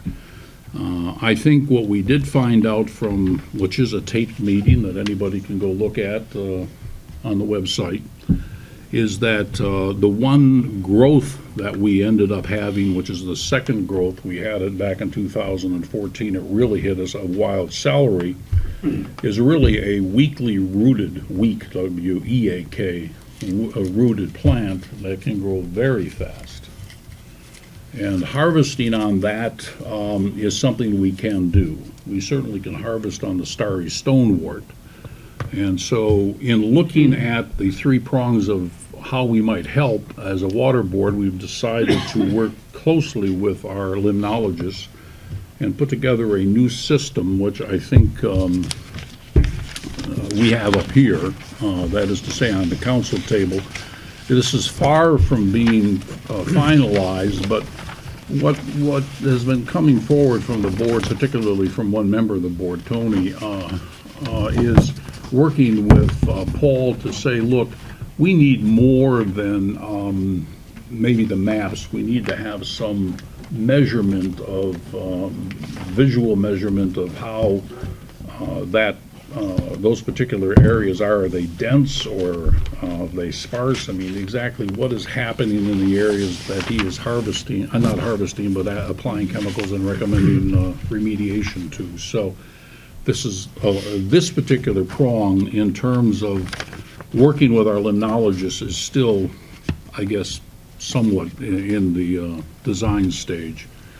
Another thing is the aeration. We've had conversations with, again, a member of the board has reached out to the manufacturer of the equipment, as well as the pond guys, and we're trying to work out a better way to put together a maintenance and observation of how that aeration is working. The board individually and in teams has gone out, and at times out of the 24 heads we've seen a continuous indication that anywhere from 6 to 8 heads are not working in a uniform fashion. What we have found out from the manufacturer is that there should be uniformity in the bubbling throughout the whole system. So now there's a question of looking at the engineering, how the engineering is done. No fingers are being pointed. We're trying to determine where we're going to go forward to make sure that we have a stable aeration system so that we can really look at what's going on and make decisions. Because if it's not stable in its installation and how it's affecting the lake, obviously the conclusions can be wrong. We're not getting the, We're not getting the turnover we want, so the Right. results that we're getting from the effect aren't. Right, exactly so. Again, Tony, member of the board, pretty active and aggressive on some of the things he does, and I don't think there's a reason to discourage him other than we all know we shouldn't be moving ahead on the board with recommendations unless we've looked at them and looked at them well, and then coming to the board with what seems to be a logical conclusion. One of the things Tony did is he reached out to the manufacturer of our equipment, Aquamarine, in Canada. We do know that we have an H9, which is the largest piece of equipment that they build. But the question that was asked of Aquamarine, well, okay, so who's your majority of a user of your equipment? What is it that they do? We have issues that are coming at us that are basically in this level of concern. Some people would like to have a porcelain bottom lake. They would like to have their lakeshore have absolutely no weeds. So therefore, there's a question of, can we go into the docks with this H9? Is it safe? The village has tended to adopt, in good order, the concept that the way you use a harvester is straight on. The way the water board has now pushed, in combination with the limnologist, is to have Jeff go out and do harvesting where it needs to be done. Not like a lawnmower, because when you start to talk to professionals, when this presentation was made by Mike, for example, on the lakes that he's doing, and I think the lakes that we know of, it's not uncommon for harvesting to be done in the spring and the fall, twice a year. In between, they control it with herbicides and chemicals. So the harvester as a tool is a great thing to have in our quiver, so to speak. But now the question is, how do we use it in Penny Lake? And how do we coordinate it with the limnologist? And can we use our harvester more effectively in and around docks? That led to getting a call to Mike Bauer.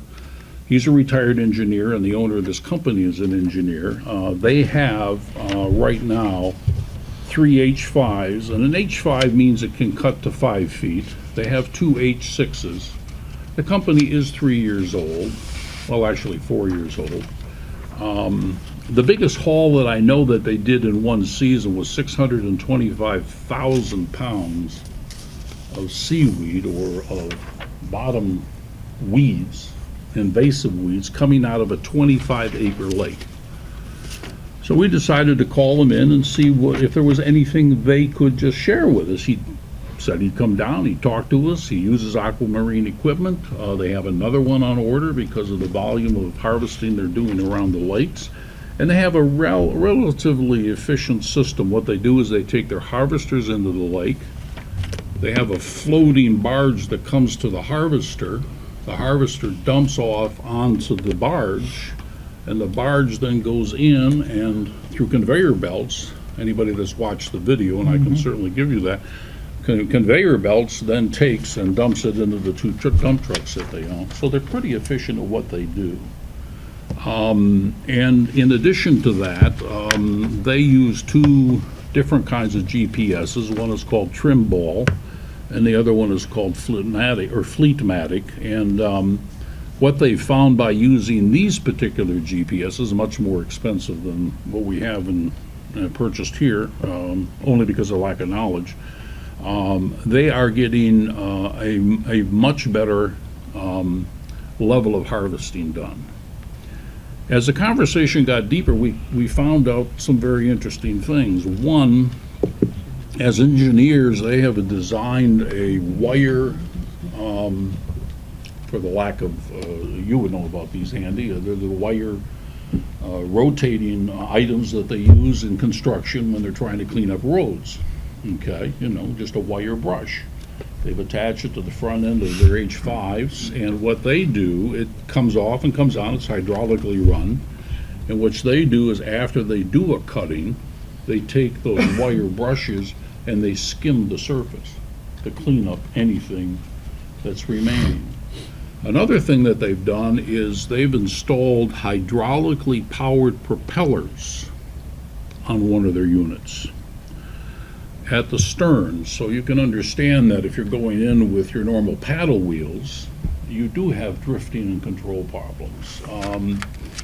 But those hydraulic propellers, I guess, have taken and stabilized these units greatly. And one of our issues is we have the largest unit out there. I think they made 2 as compared to, 18 of these H5s in the year that they were doing this production. And these guys designed the hydraulic swing propellers.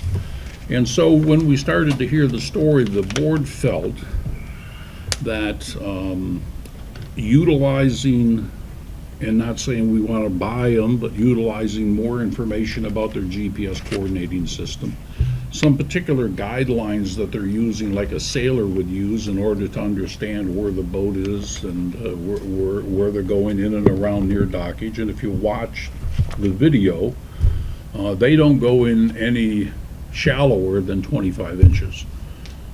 But they can go in shallower with this particular wire brush contraption. So the board felt, well, all right, where can we go from here? Does it make sense to say to this group, okay, you've got a lot of experience. We have an area that we can't get into under the bridge, and you've got the equipment to do it. Is there something we can do to sort of bridge a gap of experience? You don't know our lake. You know the equipment. So what would be a way to do this? And what was suggested is, first of all, heavy equipment operator. We have one.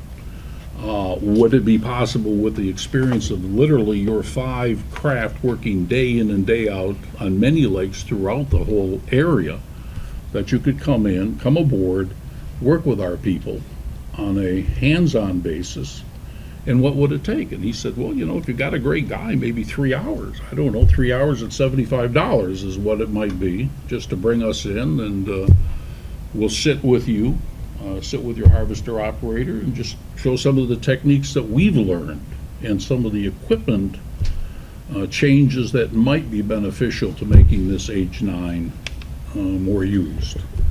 And again, not used any more than is being recommended, okay? Because I did hear what Jeff said, and it's absolutely true. I think, other than this blow-up of weeds that we had in this one particular arm of our lake, the Penny Arm Lake, overall, our lake has been in good shape this last year, okay? As far as dumping weeds and all of that, the board could never determine the accuracy of that. I mean, I went out, other people on the board went out, we didn't see any floating weed piles, so I don't know what that was all about. Yeah, well, you know how Oak Islanders are, I lived there, so, we're a weird batch over there. And then one thing we even got deeper into it, and for those of that have the brochure and saw this company has what is called an Amphiking. And an Amphiking is somewhat of a floating caterpillar-driven barge that they've done some real interesting things with. First of all, they put a siphon pump on it. And they have a siphon pump with a rotating suction. Articulated boom. Articulated boom on it. And they designed this for one particular lake that said, we've got a lot of muck.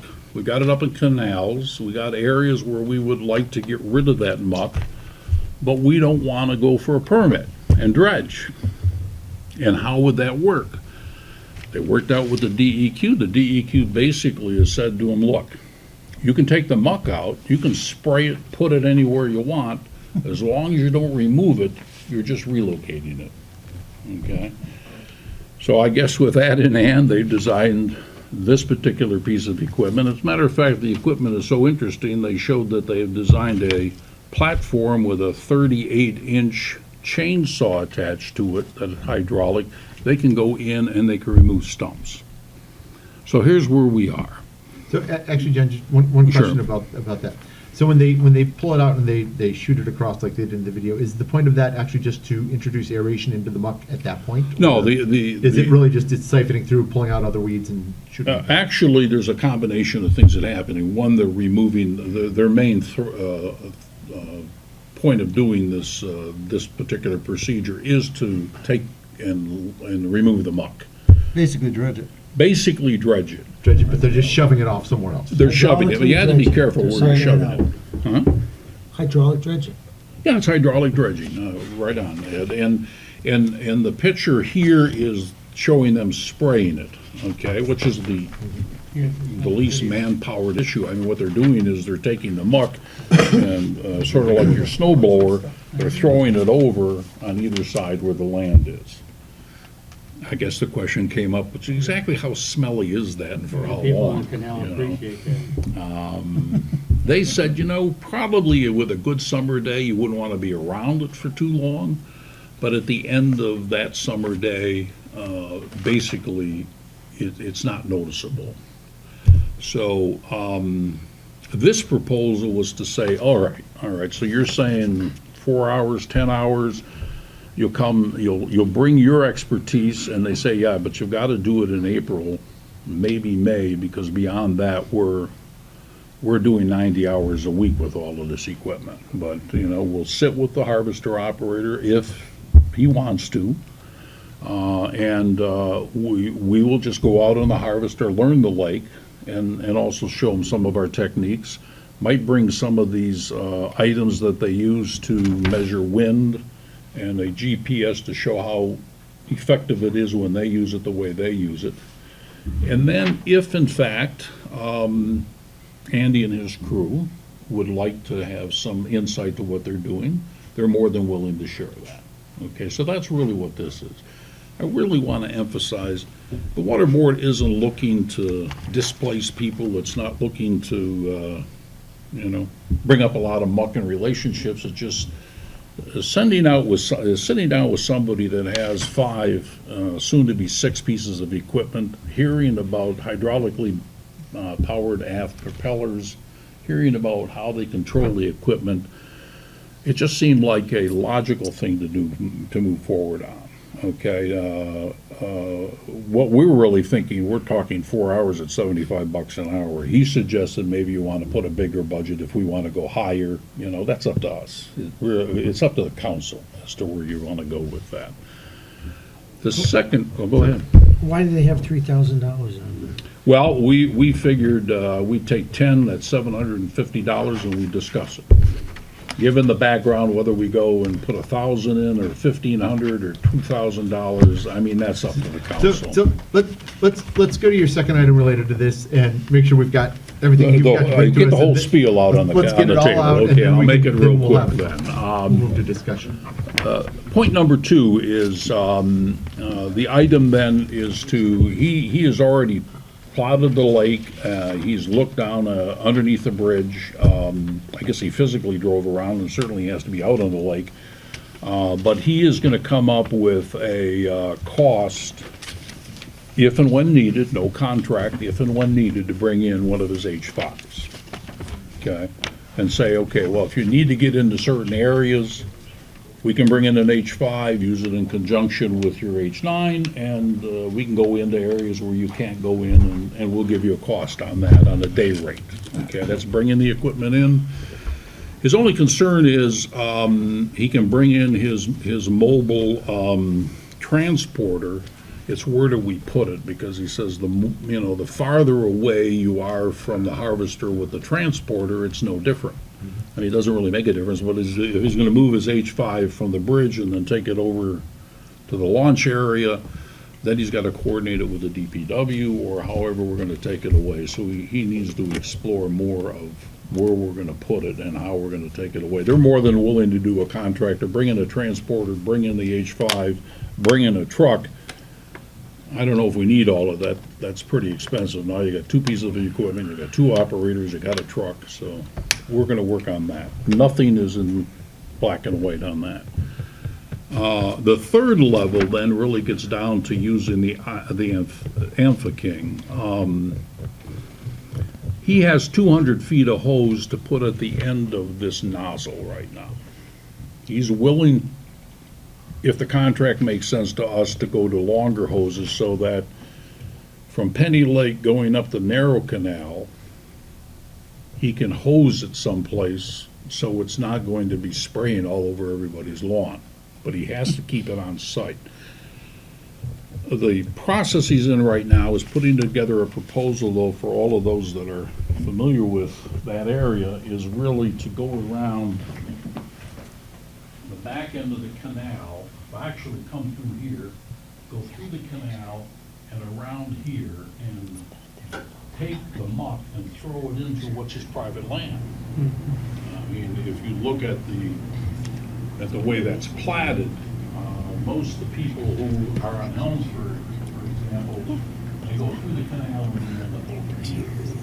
Now, should that be the village cost? No, I don't think so.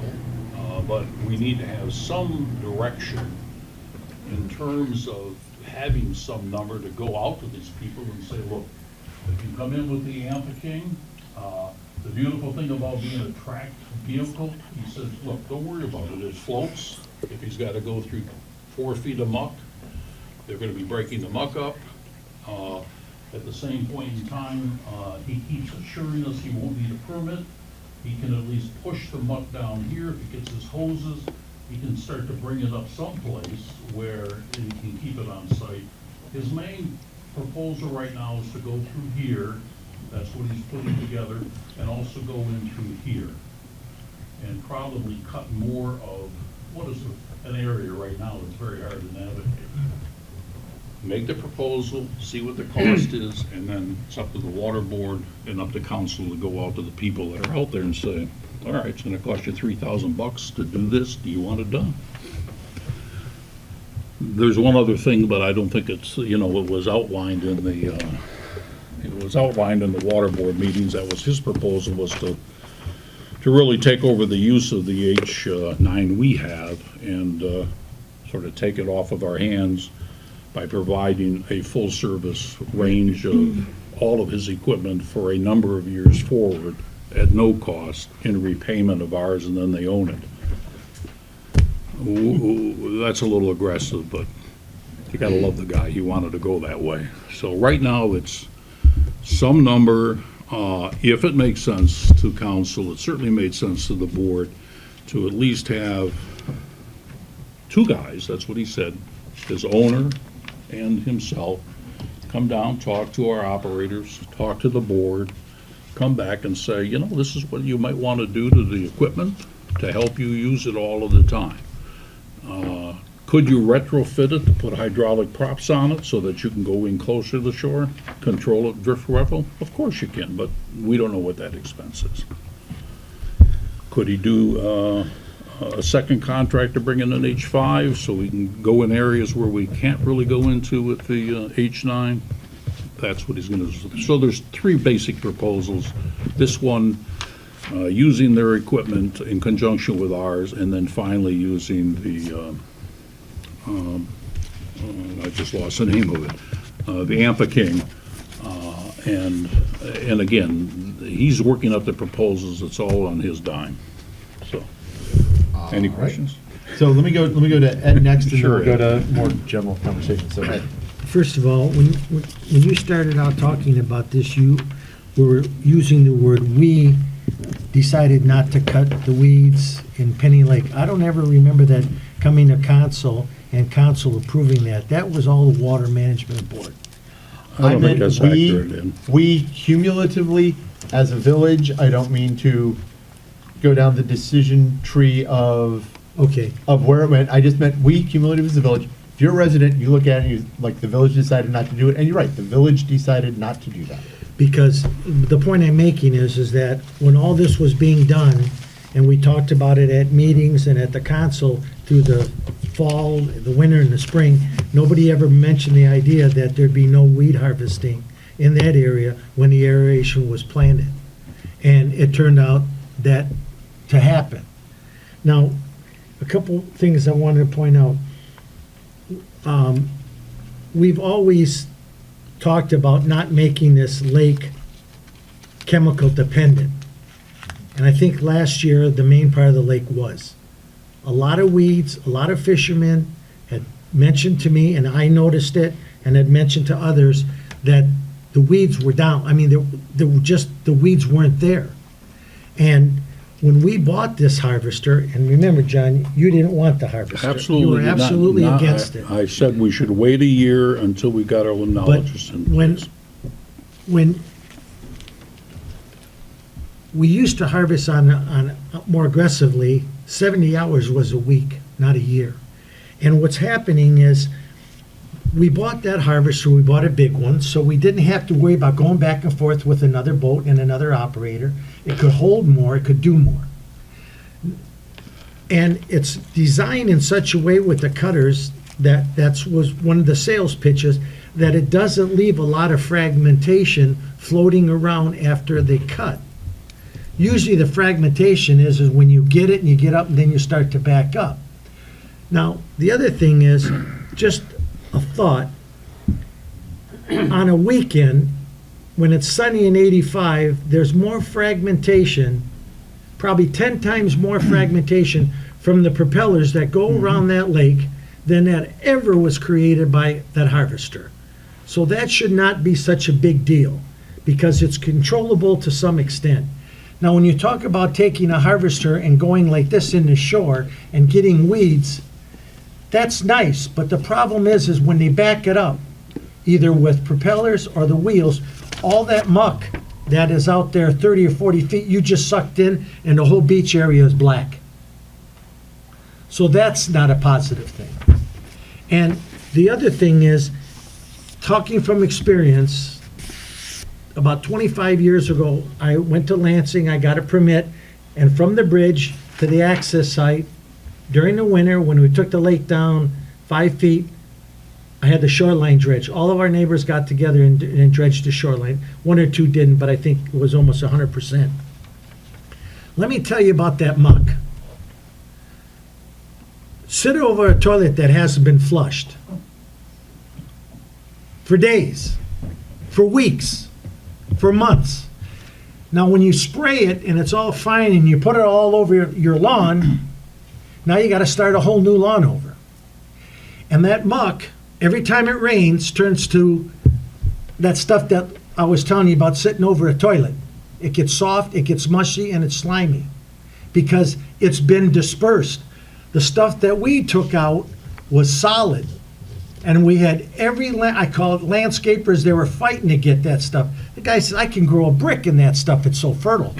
But it was dried out. When you spray it like that, I'm gonna tell you right now, you're gonna have so many unhappy neighbors because it just comes out like snot. And it's gonna lay on the ground like that. It'll kill the grass won't go through it, you're gonna have to plant new grass.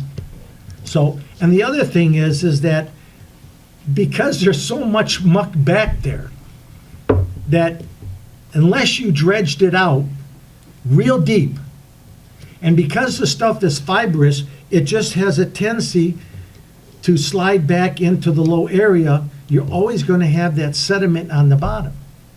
And you can't make a wall with muck. You cut it and you got a nice wall. I know because I did it in front of my house, and I used to go out there and I could feel the ledge where we ended up dredging and then where the old stuff was. Now it's all filled in. It just goes back in because it's so fibrous. It doesn't have anything for to keep it together. And I'm sure Mike knows what I'm talking about. But I think where I get a little bit concerned is that they're talking about spending money on harvester operators. We only have one, and he's more than capable. Now, I'm sure he's no different than anybody else. If there's an expert out there, and the guy wants to come out or show a few tricks, everybody can learn. You can always learn from somebody. But the point is, and I think getting a smaller harvester when we need it is a fantastic idea. There's no reason why on the other side of the bridge or in the canals, those people should be shunned from weed harvesting because the bridge is there. So I think that's a good idea. And then they're talking about maybe selling the harvester. I think that's a bad idea. We went through a lot to get it. It's here. It's still like brand new. And I just don't, and again, if you can't blame the people that put the chemical in if the chemical, or if our limnologist says, this is where you put the chemical in, and this is how much you put in. I think we should go to more harvesting and less chemical. But I assure you that, and I think anything that's done on that canal, whether it's exploratory or anything, it should be the cost of the residents. It's not something where the village should pick up the tab.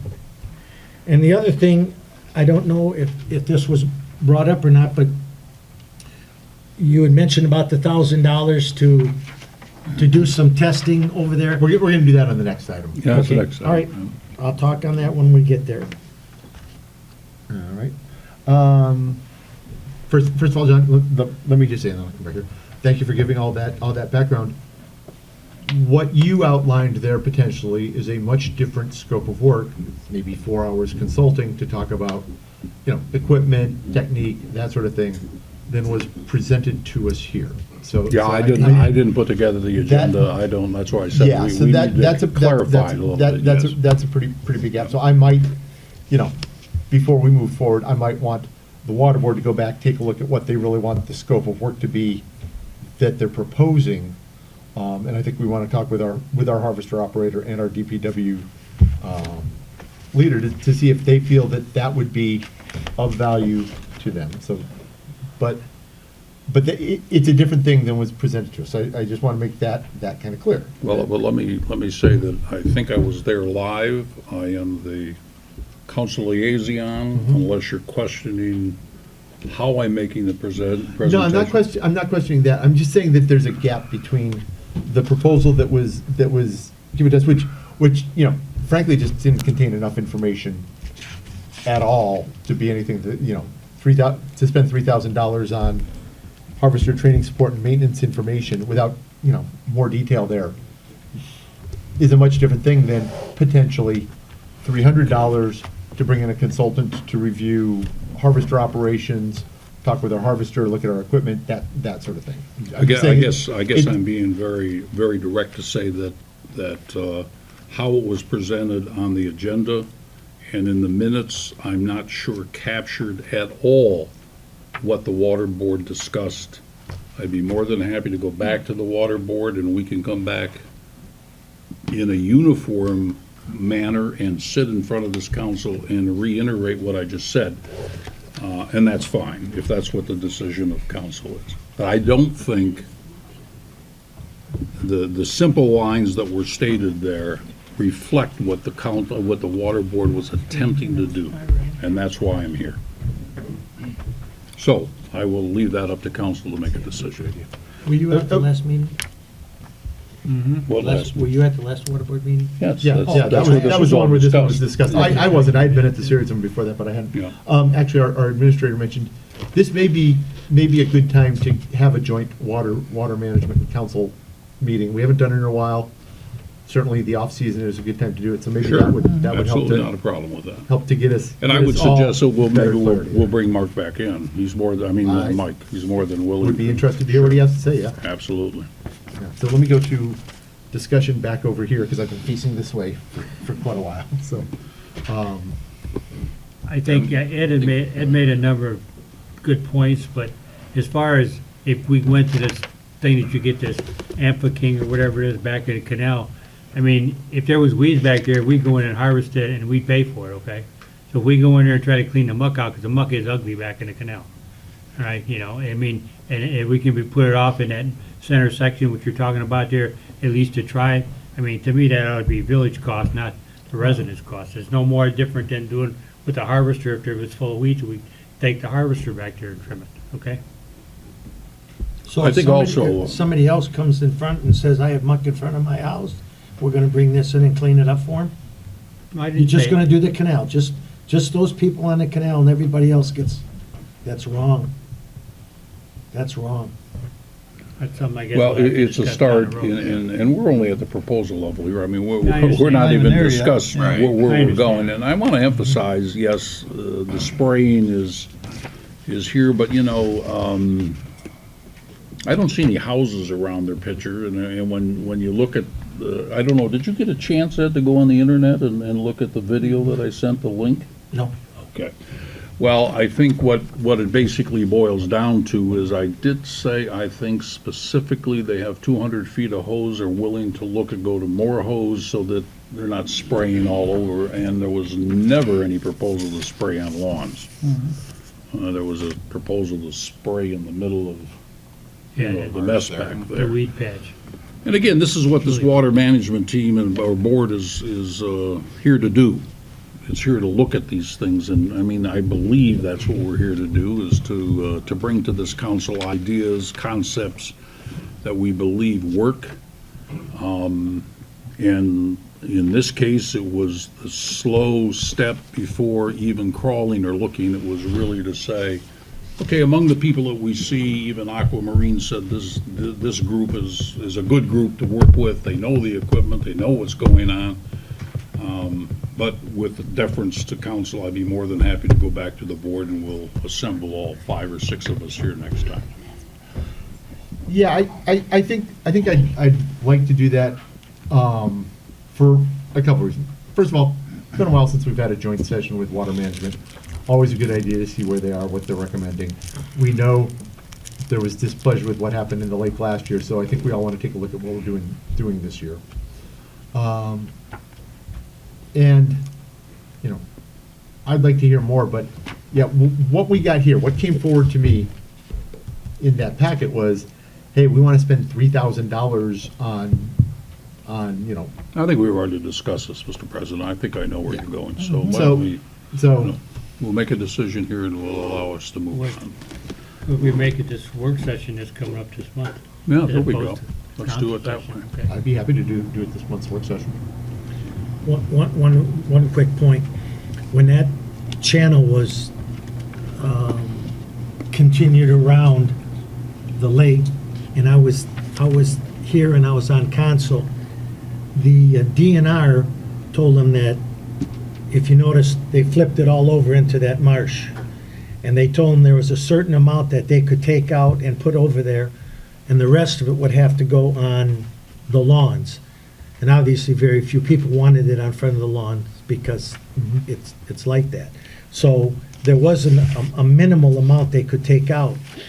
The thing that I've seen that has been very productive is, instead of sucking it out with a lot of water and spraying it, what they do is they just put a berm up there and they pump it out in a solid mass as they can and let the water come out, because the longer the water's in that material, the longer it stinks. That's something we have to work on, I guess. Okay. Okay. Well, So we want to refer it back, is that? yeah, and And does do- joint, do- does, for council, would joint session for this month's work session? Does that sound like that would be If we can get this gentleman here to talk to us. Yeah. I mean, I think it's had to be Talked to him dependent today to upon that. make sure my statements were correct, and he's more than willing to come back. Yeah, that's key to have him here, Yeah, talk about. absolutely. his Or any other similar company we can find. I mean, this Yeah. is, Well, happy to have him, but also I want to make sure that we, as council, talk with Water Management Board, find out, kind of where they Oh, are, yeah. where the recommendations are, and that we're all on the same page, because it just feels increasingly like we've all gotten a little scattered here. Yep. I don't know if that would be open towards Operator Rondo and DPW for that Why work. not? I think they would be Absolutely. Why excellent not? participants. Because I know, I would like to also, I thought you opened up very well in saying that, that Jeff has done a great job. He's doing exactly to the point GPS, exactly what he has been told to do. And he's done a very good job. I've seen the difference. This will be his third year coming in, and his second year cuts, I've been picking up lake weeds for 25 years here. I can tell good cuts from bad cuts, and his second year cuts, it was a huge improvement. And maybe that's a testament to the combination of the lineologist, Yep. the lineologist and the GPS and the operator all working together. I will say I did watch the water board meeting, and I got the impression that operator was getting kicked in the shins quite a bit, to one point to where the whole room broke out in jocularity about hoping that the pond guy, should we let him in there so he doesn't cut our hoses to pieces. I didn't find that very funny, to be honest with you, as I work with the man. And for his own personal and his work integrity, I didn't think it was quite appropriate. you mean the board in general said that, or there was? No, it was the pond guy said, because Oh, it was said that, and it was never brought to operator or DPW whether we felt we were capable of cutting because of the aeration hoses. We never had that discussion put onto our table whatsoever. So in the defense, and that being said, just in short, that there was also discussion about DPW not picking up weeds on the roadside any longer. And the reason why that stopped was not because of we didn't have the time, it was because there were no weeds. right. And that's a reflection, again, of the water board and their decisions and experiments that you're going through as well. I think the water board, you're right. I think you made a good oral presentation for your, the facts of what you guys are trying to look at here. But if it needed to be, I think if we cut next season, those residents in the Penny Lake area probably won't find the need to have to rake and transport those weeds like they would have probably had to this past season. It would be available, I think, if need be. But the reason why we stopped doing that is because there was literally no more than a recycling bin full of weeds. Oh, yeah. It took us an hour and a half to drive around the village and check every access point. Yeah, and I want to reiterate, I don't know of anybody in the board who specifically said, I know there's been, as I said, at that meeting in particular, there was some pretty direct discussions, a lot of it coming from individuals who thought we failed at the water board. When you deal with these kind of things, The herbicides and the chemicals are like a weed and feed concept with Scots on a lawn. What you try to do, and I think all of us know that, is the limnologist tries to get ahead of a weed growth early on in the spring. What they're really trying to do is to knock them down and hold them down. And that's why you use herbicides and chemicals, is to really take care of them. Unfortunately, wild celery is a late summer weed. And even more unfortunately is it's a native weed, and it's shallow rooted. Works very well to be strongly rooted in a marl lake, but not in a lake like we have with a muck bottom. So the minute that it's disturbed, it unroots itself and floats. So yeah, we needed to go after it differently, and I think you'll see in the recommendation that was just presented that our limnologist has changed up the way he is going after that right in the spring. But there's no guarantees. I mean, it's one fast-growing weed, 2.5 inches a day or 3 inches a day. It's a complicated lake built on farmland. Things are going to grow. Absolutely, absolutely. So I think we've got consensus. Yeah, Do I hear a good. motion to Yep. make the, actually, we'll get to that point on the agenda, but I think we've got consensus to make that our work session. We'll do a joint session. We'll get as much as we can together. If members of the council haven't seen the video of the presentation back from Pond Guy and our limnologist, please do go online and check out. A lot of good information in there.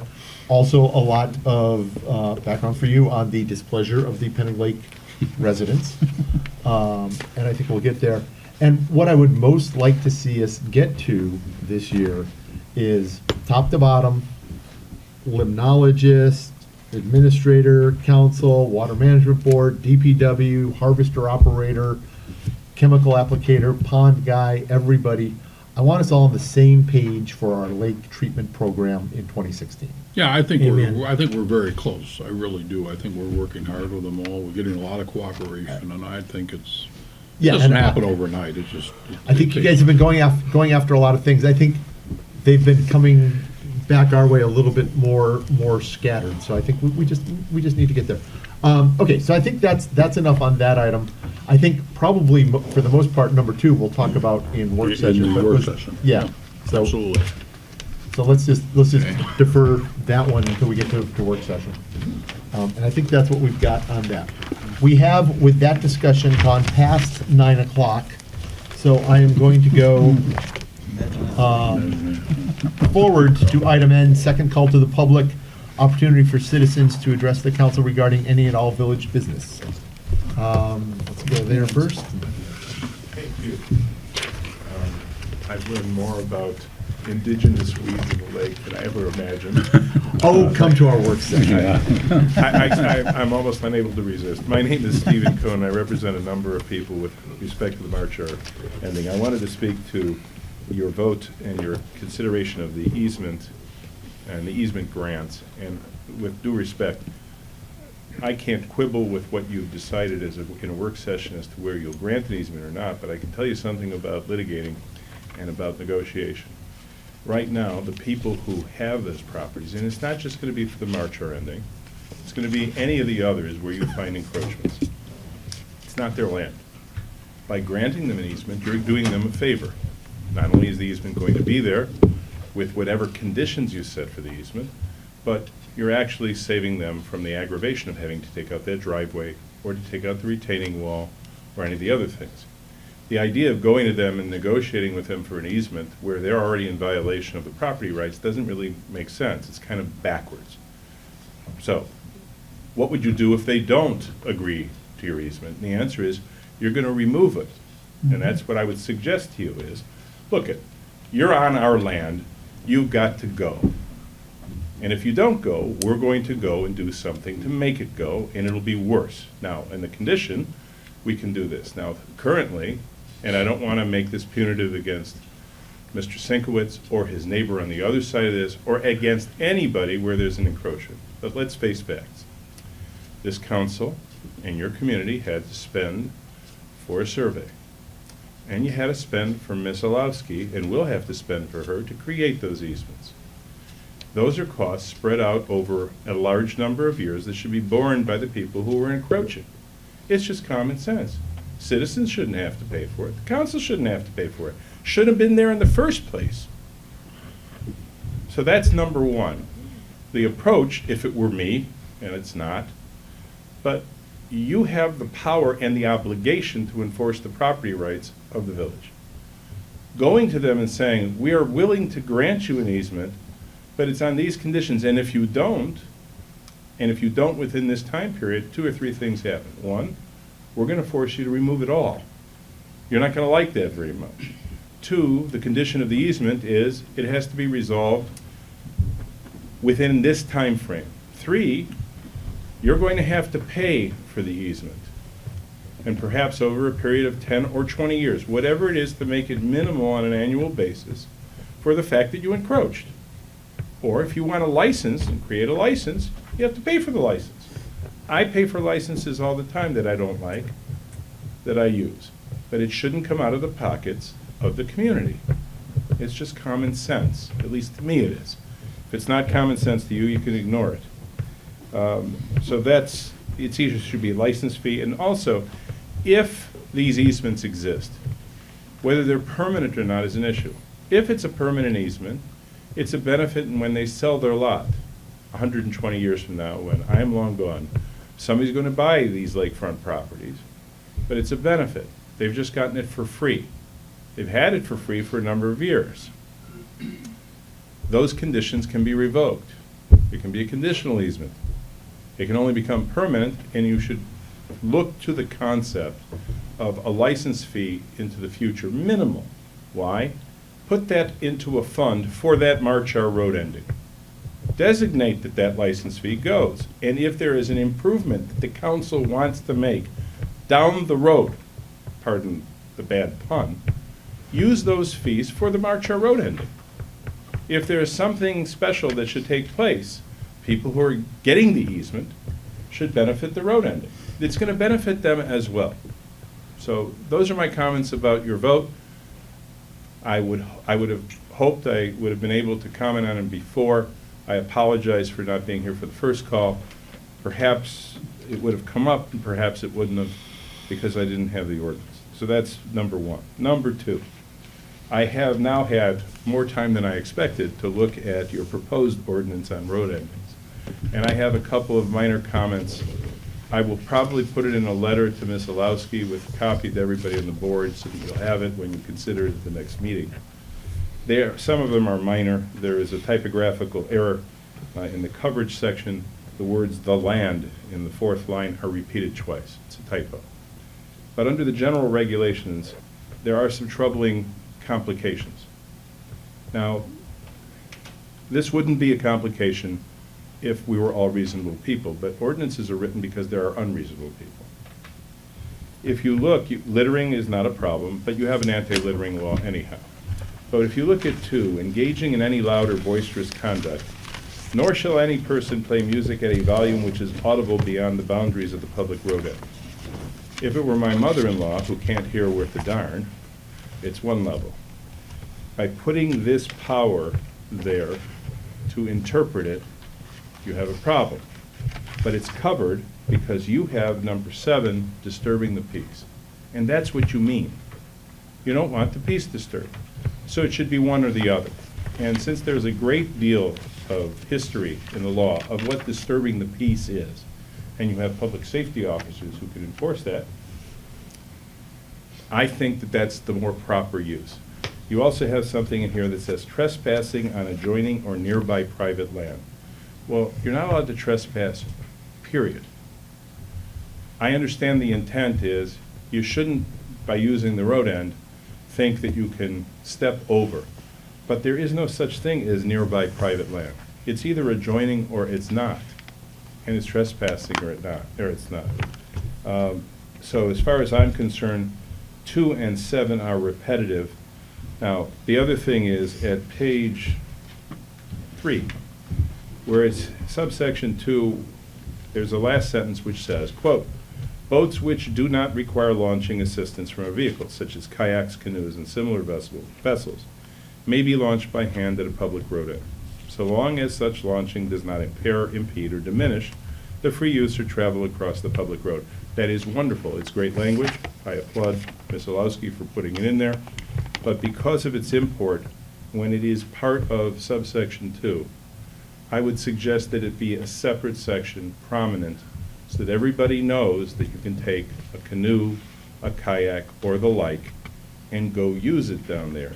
If you read it in conjunction with B 1 and 2, it's really hard to see that it's separate, because it's just hard when you're reading in context. That's the next one.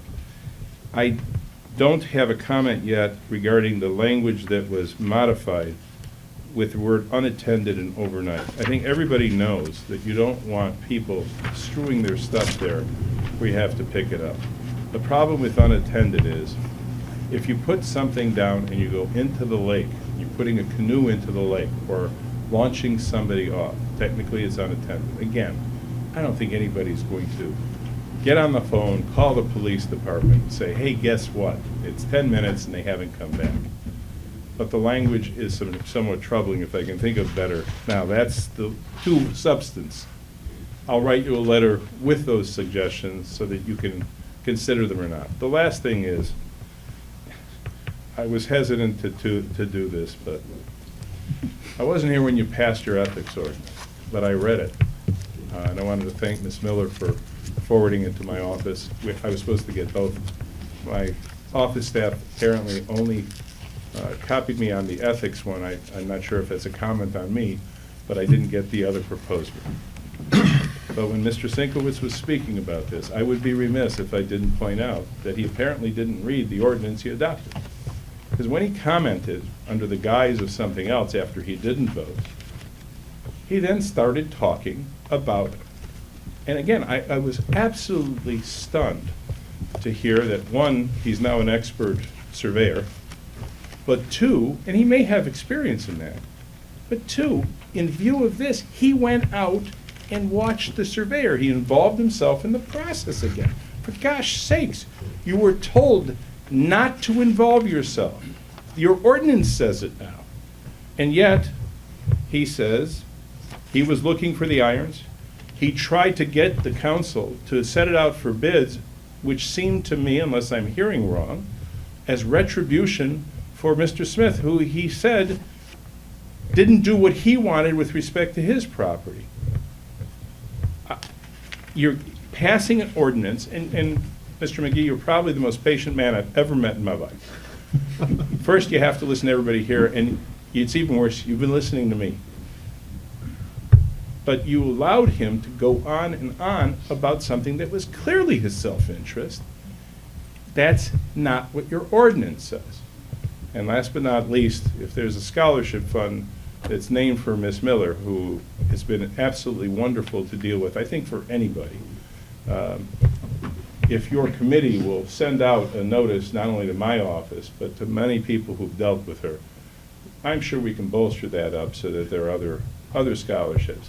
Now, perhaps in view of a lengthy discussion, they should send them to schools so that they can know how to manage a lake.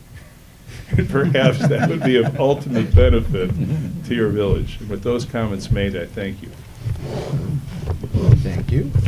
We go in back, and then I'll come to Mr. Reynolds.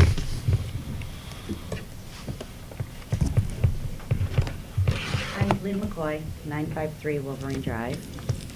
Thank you for your work on Lucille. It's progressing. Saw the no parking sign went back up. Like to see the enforcement on the no parking sign. As it seems that the sign went up, but cars still parked there. Also, I'm disappointed with the easements granted for the Marshall Road ending. And because I know the other ones also have encroachments, I think you're setting a precedence. You just can't go and take what's not yours. And that's what these easements represent. They shouldn't be allowed to do that. can I go down to Lucille? And I don't know, I might plant me a little garden or whatever. Put up a little seawall with my name on it. And then you're gonna survey it, and we're gonna say, oh, well, that was already there, so that's an easement, that's okay. Or is that only for the property owners on the sides of the easement that don't get to pay property taxes on the property that they covered it? You're not talking any sort of fees or licenses, like the attorney just said. That's wrong. You looked out for the special interest of, let's see, 6 road endings, 12 homes. At the cost of the rest of the village residents, what about 3,500 people? It's not right. Also, I would like a copy of the road ending ordinance. I would share more comments, but I've not read it. And I don't know, I guess you get to be an attorney and get on the good side of Ms. Miller to get yourself a copy and delivered. Nope, we're happy to send a copy to anybody who asks for one. Certainly. Okay, I would like a copy sent to me before the next meeting when I have ample time to read it and make my notes out as well. I've got it for you right here.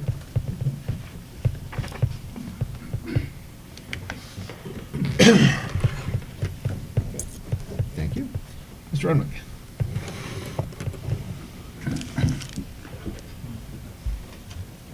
Dave Renwick, 685 Amenia.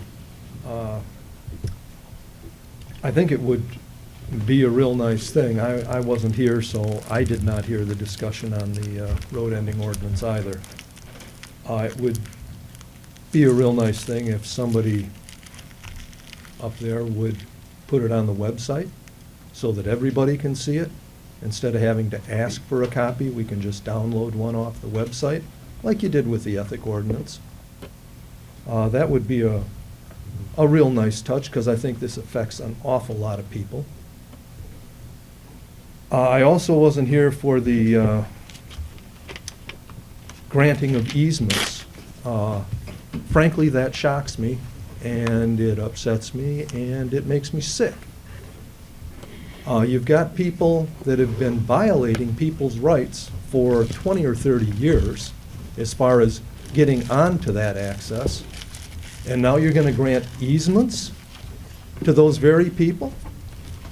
You're rewarding bad behavior, basically. People that have encroached on another person's property, you're just rewarding them for encroaching. And that's wrong. That's just plain wrong. And to get off,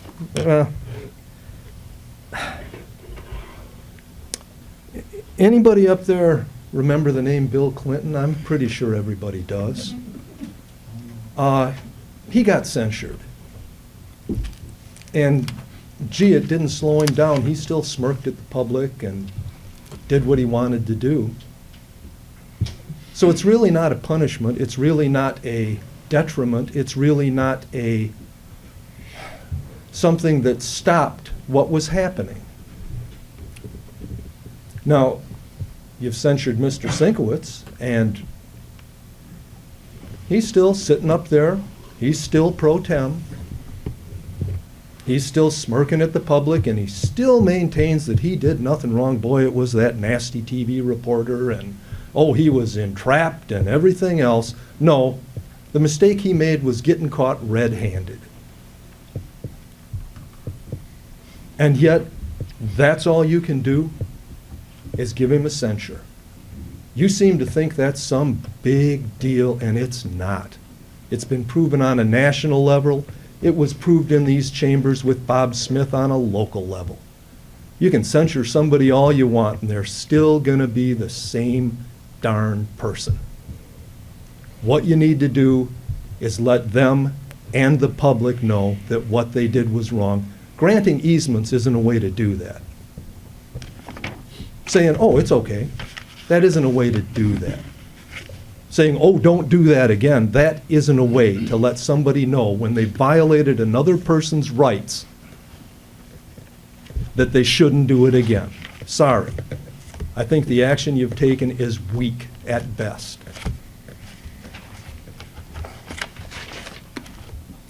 But, obviously for reasons council itself has already enumerated in your censure of Ed Sinkwitz, you should remove him from office, or at least from the pro tem position, or ask that Governor Snyder do so. I can only speculate on your reasons for not doing so, and none of them look very good. The main excuse that you, Mr. McGee, have publicly given for not doing so is that it would involve going to court to remove him, and that it wouldn't be financially expedient for the village to do so. My concern with that excuse, and it is nothing more than a hollow excuse, is that the village has gone to court on many, many occasions over the years against citizens for much lesser offenses than official misconduct in office. I vividly recall years back, council fought Benny O over, of all things, snow fences, and lost. And then in a great act of immaturity, rewrote the laws concerning snow fences. Council, in fact, more recently fought, and by all accounts lost to Mr. Donzilla, for the simple act of selling firewood from his property, something that actually benefited many citizens. Yet when one of your own on council blatantly violates citizens' rights and does so for years, you back down and say you don't want to incur the expense of going to court to right this very real and very genuine wrong. He violated people's rights. While you ponder that, I'd like to offer something that perhaps escaped your notice. On November 10th, 2014, in these chambers, council designated Edward Sinkowitz as one of the 2 signatories for village funds and accounts, the other being you, Mr. McGee. Now, as far as signatories goes, the only mention in our village charter states under section 4.4, duties of the president, the duties of the president shall be as follows, and under that, under D, he shall execute or authenticate by his signature such instruments as the council, this charter, or any statute or law of the United States shall require. The pro tem is not mentioned in this statement, presumably because all the functions of the president default to the pro tem in the absence of the president. In point of fact, the village is doing itself a great disservice by designating the pro tem as a signatory. Regardless of who it is, this function would fall by succession to the pro tem alone in the absence of the president. So basically, you've rendered your fail-safe idea of having 2 signatories useless if you're gone. That should fall to someone other than the pro tem. The second signatory should not be the pro tem. A cursory search of the village charter reveals no additional instances that govern when and how council may designate a signatory for village funds. So one is left to believe this can be reassigned at will and as council sees fit. I therefore urgently suggest that as council has officially stated in its censure of Ed Sinkowitz that he violated the state ethics code, used village property for personal gain or benefit, and of behavior arising to the level of misconduct in office, that the very least council should do, no, must do, in the interests of the people you represent, is remove him as quickly as humanly possible from this designation as a signatory for village funds. In my humble opinion, and under the circumstances, for public officials to do anything less would be negligent. And it's a good first step. But even then, we're still left with the very real stigma of what happens in the absence of the president. Just think Bill Clinton. A slap on the wrist censure doesn't accomplish anything or slow anybody down that's going to violate people's rights.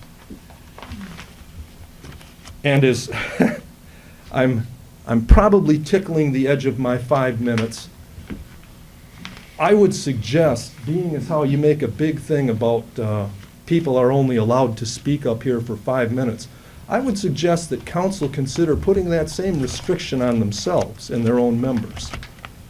Because these meetings would go a lot shorter if council was forced to be as succinct as the public is. Thank you very much. Thank you, Mr. Renwick. Second call to the public. Good evening. My name's Tom Daly. I live at 2377 Ventura.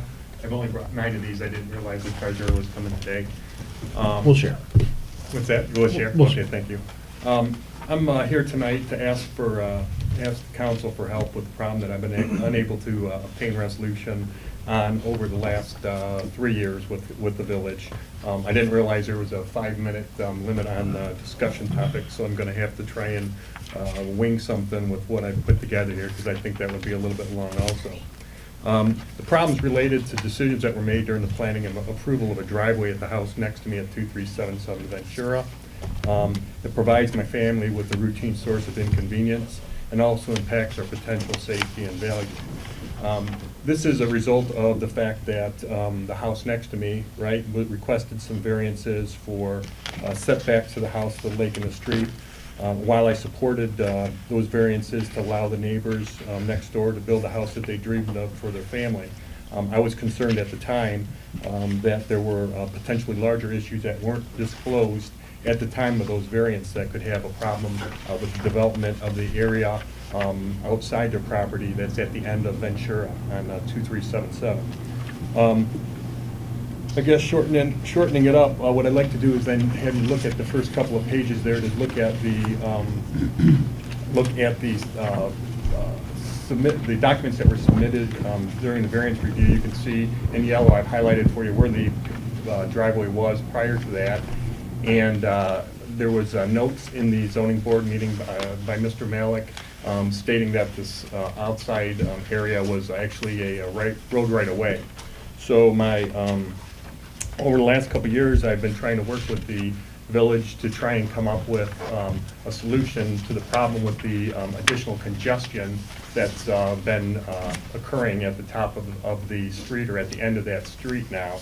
That's resulted from the change in that area from what you see in that picture to page 4, which is an aerial photo that I downloaded off of the site, which shows the driveway in its current condition. In order to try and get to the meat of everything, I just want to let you know that I've spent 3 years trying to work with the village in every way that I could. Basically, what I've been told by the village at the end of all of it is that I'm going to be inconvenienced by what has been put there. That's actually the actual quote that I got is it was inconvenient what was happening with the parking there. I would note quickly that one of the purposes of your subdivision regulations as described in the ordinances of Wolverine Lake Village is that the subdivision regulations have been enacted for the purpose of protecting the safety, convenience, and welfare of the residents, right? And to provide adequate and convenient open space for traffic, utilities, accessories, firefighting, emergency response, etc. And also to establish standards of construction for any and all improvements. So as you can see in the picture, there were significant improvements that were made. Specific to that, with regards to the subdivision regulations for streets and alleys, it states that all of the regulations are intended to be in harmony with the road right-of-way standards and policies of the Oakland County Road Commission and the Village of Wolverine Lake. Where there's conflict between any of the aforementioned, the more restrictive shall govern. In subsection A of the layout, it says that due consideration shall be given to traffic safety. Section B, access to the property, driveways and curb cuts shall conform to the Road Commission for Oakland County standards and Village of Wolverine Lake engineering standards. Section 127202 and site design review.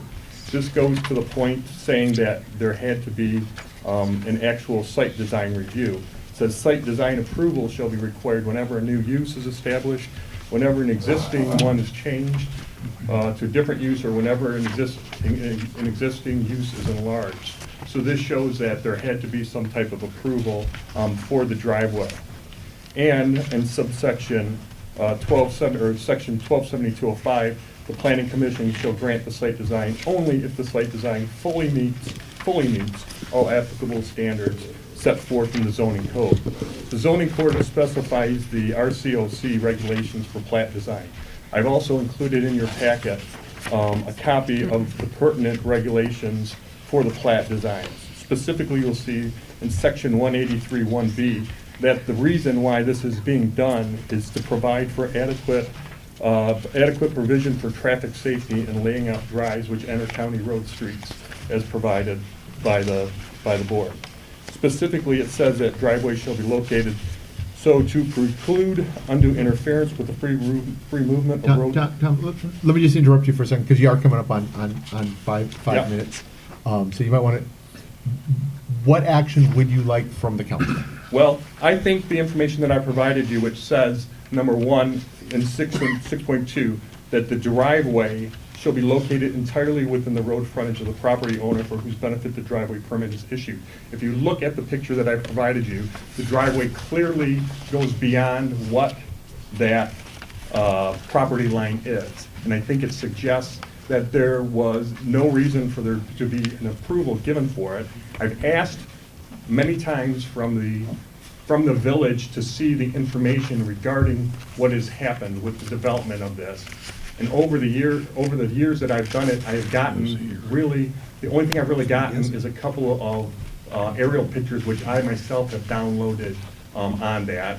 And I've been told basically I'm gonna have to live with the inconvenience, even though the ordinances are saying the regulations are set up so that it's supposed to be convenient for these people, and people that have been using it should be able to use it in the same fashion. So what I've done, again, is in the back of this, for review of the board, what I'd like to show you is the ways that people are parking in the area, okay? And I just put in a couple of pictures. These are pictures from the last 2 weeks. This happens on a routine basis. And you'll see also in the package that I provided a markup of the way that the vehicles are parking in that area that show that they're parking in the area that's non-compliant with the regulation for the RCOC. Now, just so you guys don't think I'm making all this stuff up and I'm just coming up with this, I will tell you that I've talked to the RCOC and had a discussion with them, reviewed it. They believe that there's a problem there. I've also, at a cost to myself, talked to 2 legal firms who also believe there's issues with what's going on here. Okay, and just so you know, I'm not saying, I'm not just going to somebody who thinks that is going to agree with me. I will tell you that one of them, I got the name referred to me by Mr. Bruce Siegland, who I asked to actually do it, but could not because of a conflict of interest. So I think there's enough information, what I've provided, to have the council look into this further. I've been asking it, and I've provided that RCOC regulation in February of last year. I've asked 3 times for the village to respond to it in a manner. The only thing I've gotten back from the council, or from the village in general, is statements that said, 1, it looks the same as what it did, and 2, they don't know if it needs to be approved because of the fact that the road and the street was developed so long ago. These are clearly within the regulations of the ordinances of Wolverine Lake, clearly don't appear to be congruent with what is being told to me, and I can't get beyond that. So I'm here today to ask everybody. In your November meeting, you basically stated, and you made a call to the council, okay? And I'm going to try and paraphrase, but I can't even paraphrase it that well right now. But you said that the council should concentrate on fairly and equally enforcing the ordinances of the village. Okay? That's what you asked the council to do. And I'm asking the council right now to honor that, and asking you to honor that, and dig into this issue and find out whether or not there really is an issue there. And if it is, help me to get it corrected, and more importantly, help to take a look at that area and see what the best solution to what that area is. Okay. Okay? Yep. One quick question. I've been in that area for 45 years. I grew up on that street at my grandparents'. It's changed a lot. There are many more changes coming. And unless we take a look at this, and we really look at what the problems are going to be, before we start saying what we're going to do with the area that's owned by the village, we're gonna end up with the same problems that we've got here with all the other road endings. I thank you for your time. Thank you. Anybody else, second call of the public? Mr. Malik?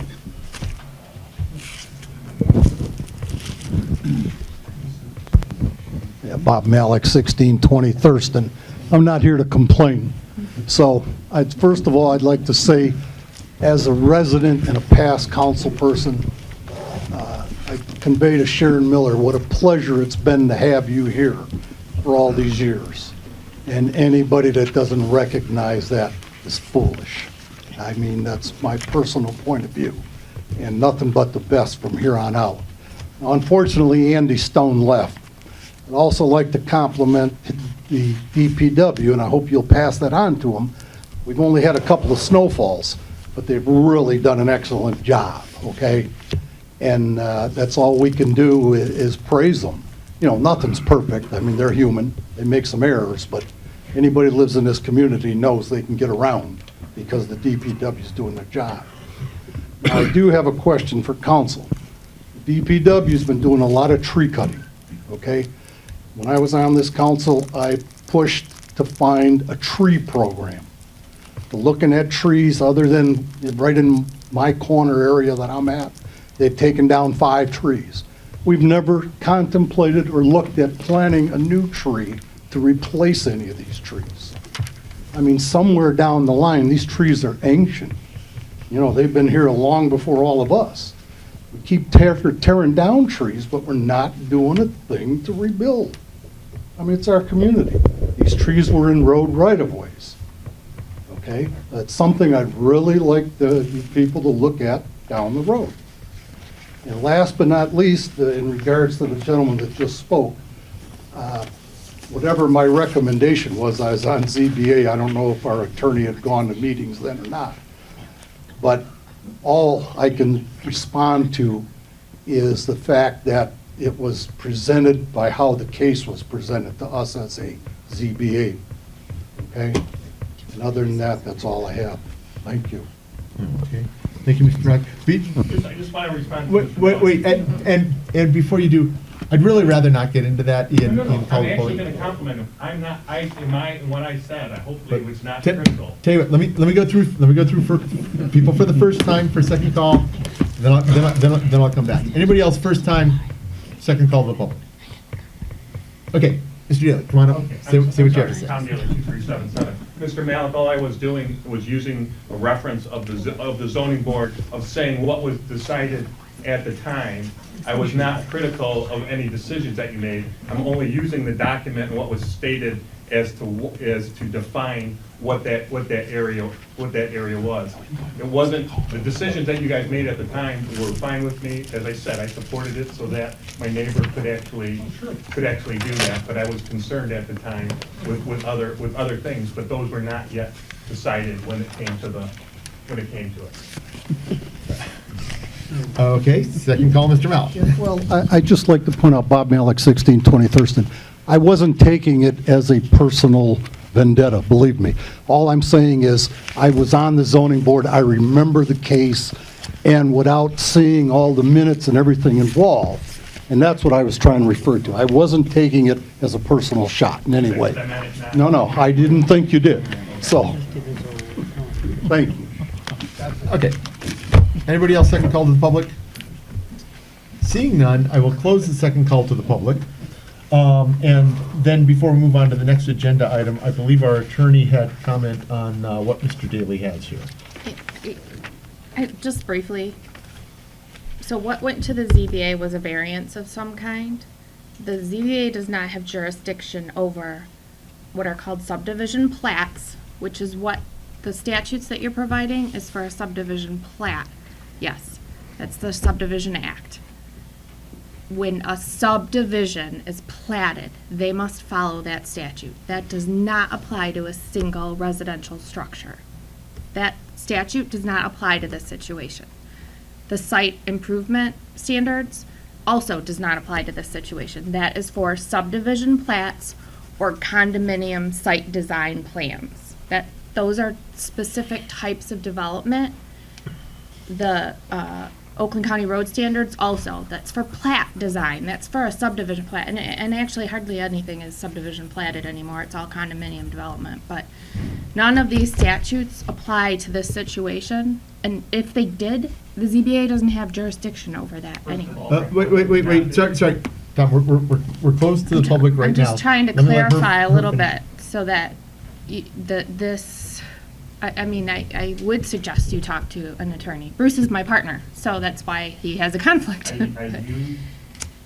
used the person that Bruce. Yeah, he probably referred you to someone because he can't help you, but none of this stuff applies to this situation. They're different statutes. And the Michigan Vehicle Code may apply, but that's a criminal issue. Too much cars parking in a driveway could possibly be code enforcement issue, but police enforces the Michigan Vehicle Code, so that's a criminal issue. Okay, so. what I really was Wait, asking for was- Tom, we're not open to the public right now, so hold on. So, let me just make sure that I'm clear on where we are, because this is where I had thought we were with this issue Yeah, ongoing. it's- If there's a parking violation, it's police enforcement. Or code enforcement, or- possibly or- zoning or of some kind, but. Code enforcement if there's something going on Right. with that, but in general, there's no action or thing the village should or can do here. It's not a plat defect, it's not a road, the roads were put in 100 years ago. I don't know what subdivision this is, but, I'm sure the roads aren't built to standard. No. None of them are, so. No, nothing in this village is built to Right. modern plat. But or it wasn't standard. required to be Yeah, either, so. no. I mean, just- So I think that's our answer for Mr. Daly right now, which is there's no particular action the village can take in terms of what construction is there, what is there. If there's a parking issue, it's for the police. If there is another legal issue that your attorney has recommended, I would recommend bring him back, put him in contact with our administrator or our attorney, and they can review that issue. But what I'm hearing from my administrator and from my attorney is that there's no action that the village can or should take on that particular issue outside of parking enforcement.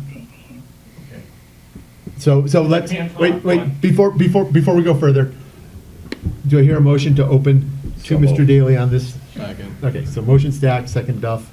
All in favor? Aye. Opposed? Okay, now you can talk. Okay, thank you very much, okay? My problem is I've been asking for the village to give me their position on this since last February. This is the first time anybody has told me anything like that, okay? So, my question, number one, is I would like somebody to put it in writing, or somebody to give me a position rather than sending me a one-page or a one-line answer, and tell me what the basis for that is, so that I can review that with my legal people.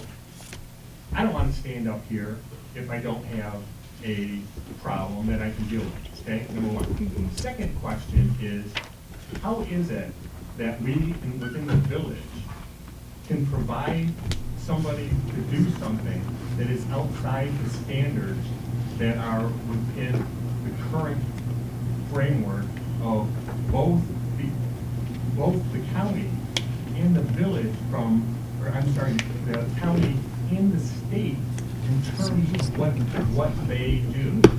Why would we as a village have or provide somebody to put a driveway in that doesn't meet the standard? A driveway at this point in that doesn't meet the standard. So I think that's exactly what Ms. Olowski was saying, was those standards that you've cited don't apply in this case. They're for different portions of the law. And my question is, why would we as a village, for new construction and development, not have anything in there that protects people? Those are in, and they're done because the state and the counties have found that is a method for protecting people. I've never seen I have to cross this gentleman's, it's not a driveway, it's actually, because it's not driveway, because it's actually village property, okay? It's village property. The driveway is on village property, okay? Why would the village, if it's their property, allow a standard less than what is currently being used by the county and the state? You can go around this. Those aren't the standards currently being used for a single home. Those are plat. When a developer comes in and develops a subdivision plat, that was called the Plat Act. It is now the Subdivision Control I Act, but understand what you said. it doesn't apply. Okay, before we go much further with this, because we've already spent a good deal of time on it tonight. Does council have any objection to asking the administrator and attorney to put together a letter to Mr. Daly? I would like a letter from Mr. Daly or legal counsel with his exact questions. Yeah. I mean, I've Okay, responded to the information that he gave. I think you're but- right there.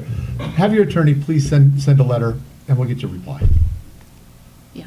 I've already sent the letters. Okay, well, can you resend it? I But just- there have been fairly long ones. I mean, I- I can give you an answer, but I need a question. Yeah. Specific question. Give us some specific questions. Yeah. Send them to the administrator. We'll get an answer for you from our attorney. And I think that's what we've got. Okay, so I have a motion to close from Nagy, second from Duff. Any further discussion? All in favor? Aye. Opposed? Motion carries. So I think that's where we are with that, and I think we're going to have to move along with the agenda. Okay. That does bring us, you know what? We finished off L. Buck testing was there. We had second call to the public. It does bring us to set topics for 2016 work session. Definitely agreement. We would like to set a joint meeting with Water Management Board. So do I hear a motion to that effect? So moved. Motion Nagy, second Duff. Any further discussion? All in favor? Aye. Opposed? Motion carries. John, what day? That'll be the 27. fourth Wednesday. So that's 27. 27. That's like when I'll be in. Okay, update on replacing the administrator. So, we have been progressing, we've been working with our MML consultant, he's bringing stuff back. Sharon, you want to give the exact update on where we are? We had 35 applications, and those are being put into a matrix that the search committee of council will be reviewing. And hopefully, by maybe the first part of February, interviews will take place with council, open interviews, and then you'll make a decision. So we are meeting to review with the MML consultant on, not tomorrow, but the Thursday after, and we're going to go through, bring back some recommendations for interviews. Ed? Two questions. Is there any, I was just curious why either negotiation or the finance committee weren't involved in this at all? I mean, Because we as council established a search committee. okay, so everything's been done through that search committee, correct? Right, and the search committee worked with, the search committee worked with the MML to establish the criteria. And the other thing I want to bring up is now that we have a ethics ordinance officially in place, I'm asking that Mr. Stack either remove himself as a candidate or remove himself from council. There's so many conflicts of interest and apparent conflicts of interest that are in here that they're too numerous to mention. He's on the administrative committee, which is obviously the most powerful committee we have in our community.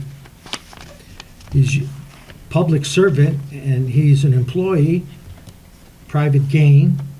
He's, has an advantage of knowing a lot more information, inside information than any of the other candidates. And when we talk about private gain, he's going from a council member that makes $5 a meeting to considerably more. And I think the appearance of improprieties is very obvious. Okay, so Ed, just to be clear on that, and again, we'll continue to give our attorney a workout tonight.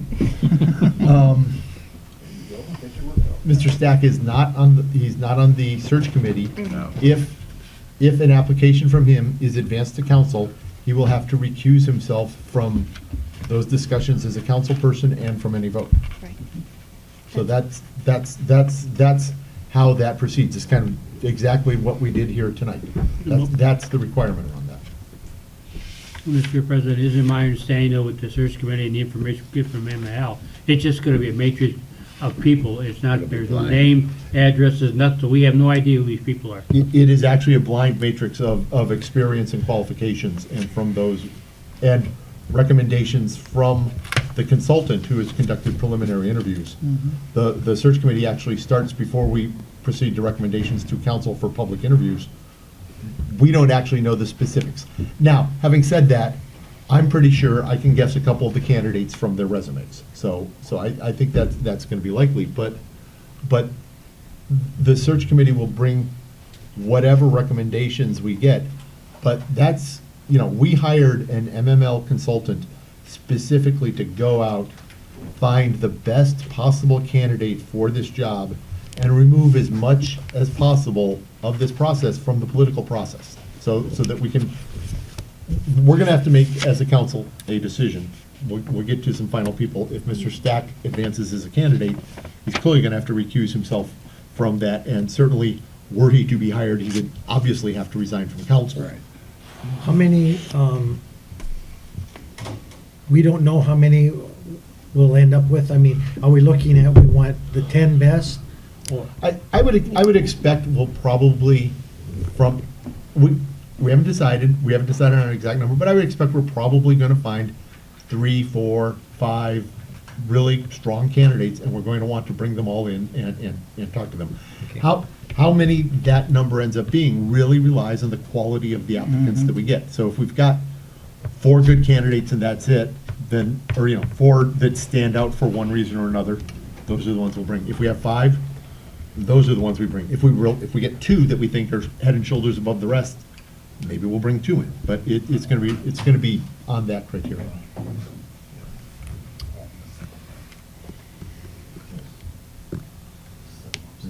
That's where we are with that. So, and look for a recommendation coming back from us, hopefully by the end of next Thursday. Anything else on hiring administrator?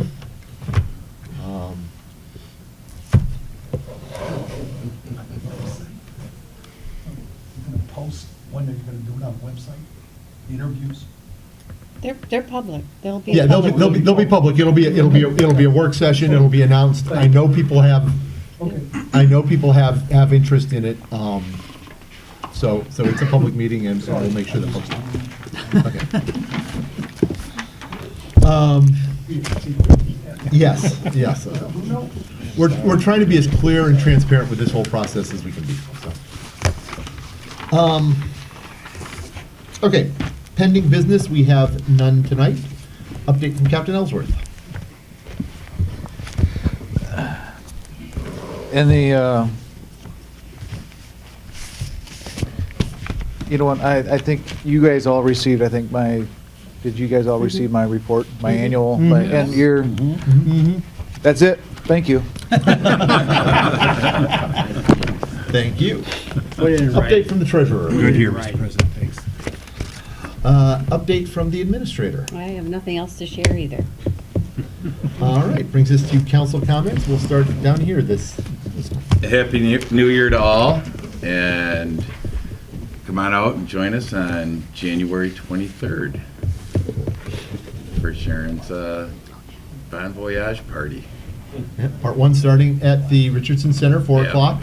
Part 2 at the Glengarry, the after party at, I believe we're 6:30. Starting at 6:30, they'll start After we getting wrap in up there, we'll. There will be additional parking north of Glengarry. There's a little church there on Fisher Street, so we can park over there because, and it'll probably, the crowd will change, I would think, at a pretty rapid pace that night. You're gonna have the diehards that'll hang there from beginning to end, but I think we'll get a good changeover in the crowd throughout the night.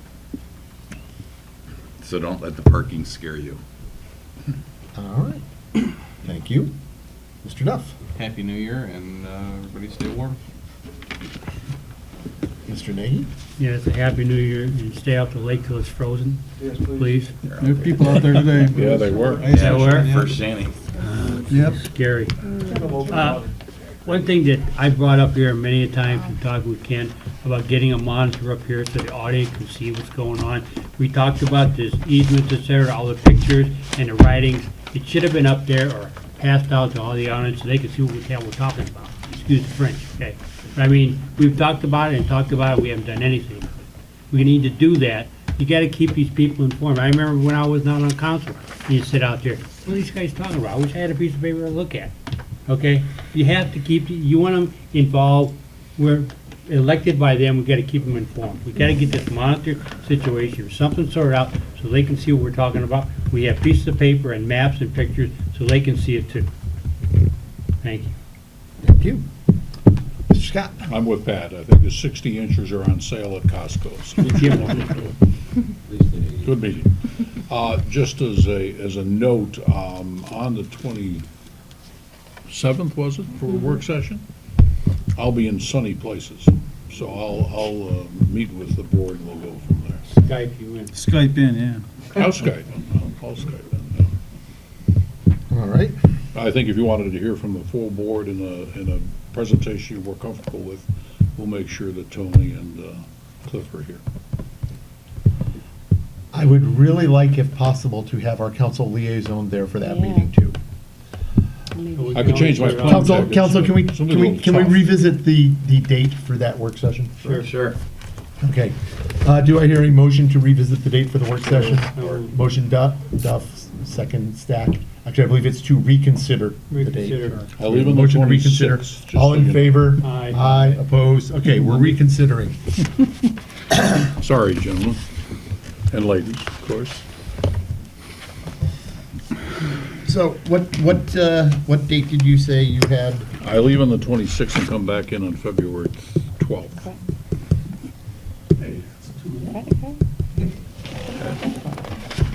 You're gonna have to return. We could always make it the following month. Could we perhaps see if the water board would be amenable to making their February meeting a joint session with I council? think that's quite possible, yes. Are you gonna be, you're not gonna be here for Wait a minute, I that? won't be. You're gonna miss I the won't next. be here for that either. You're missing the next council meeting too? So wait, I think I'm back in just before the council meeting. When do you get back? So you get back? Well, currently, the schedule is, depending upon how business gets crazy, I can always fly back up. That's not an issue. The 12th is on a Thursday and our council meeting's on the 10th. Yeah. And I think trying to do something next week I think we need a little more lead time to get folks We're lined up thinking to for it. delay it, if we delay it to the next council work session, and come up with another subject for this month's work session if we want to have one, because I think it's important that John be there, and we get the key people there to give them enough time to get it together. So, here's the potential fly in that ointment. You're gonna be gone. You're gonna, You're gonna go. I am leaving town for work on Tuesday, the 16th, coming back on the 26th. That puts us, we're actually coming back on the 29th. If the chairman's there and the other people from the, I think probably that's our best bet is to. Yeah, I to just think stick I'm with- comfortable with capable. that. Sure. Comfortable with that. Okay. We're gonna stick with 27. Stick Yeah, with the I think stick 27th. with the 27th. My birthday So, anyway. so we had, I'm a big drinker. we had a motion, Chat in. a motion to reconsider. We cancel Killed that it. one. reconsidered. Cancel, reconsider. Do I hear a motion To uncancel. keep the work session as a joint on the 27th? Yes. Motion, Stack, second Nagy.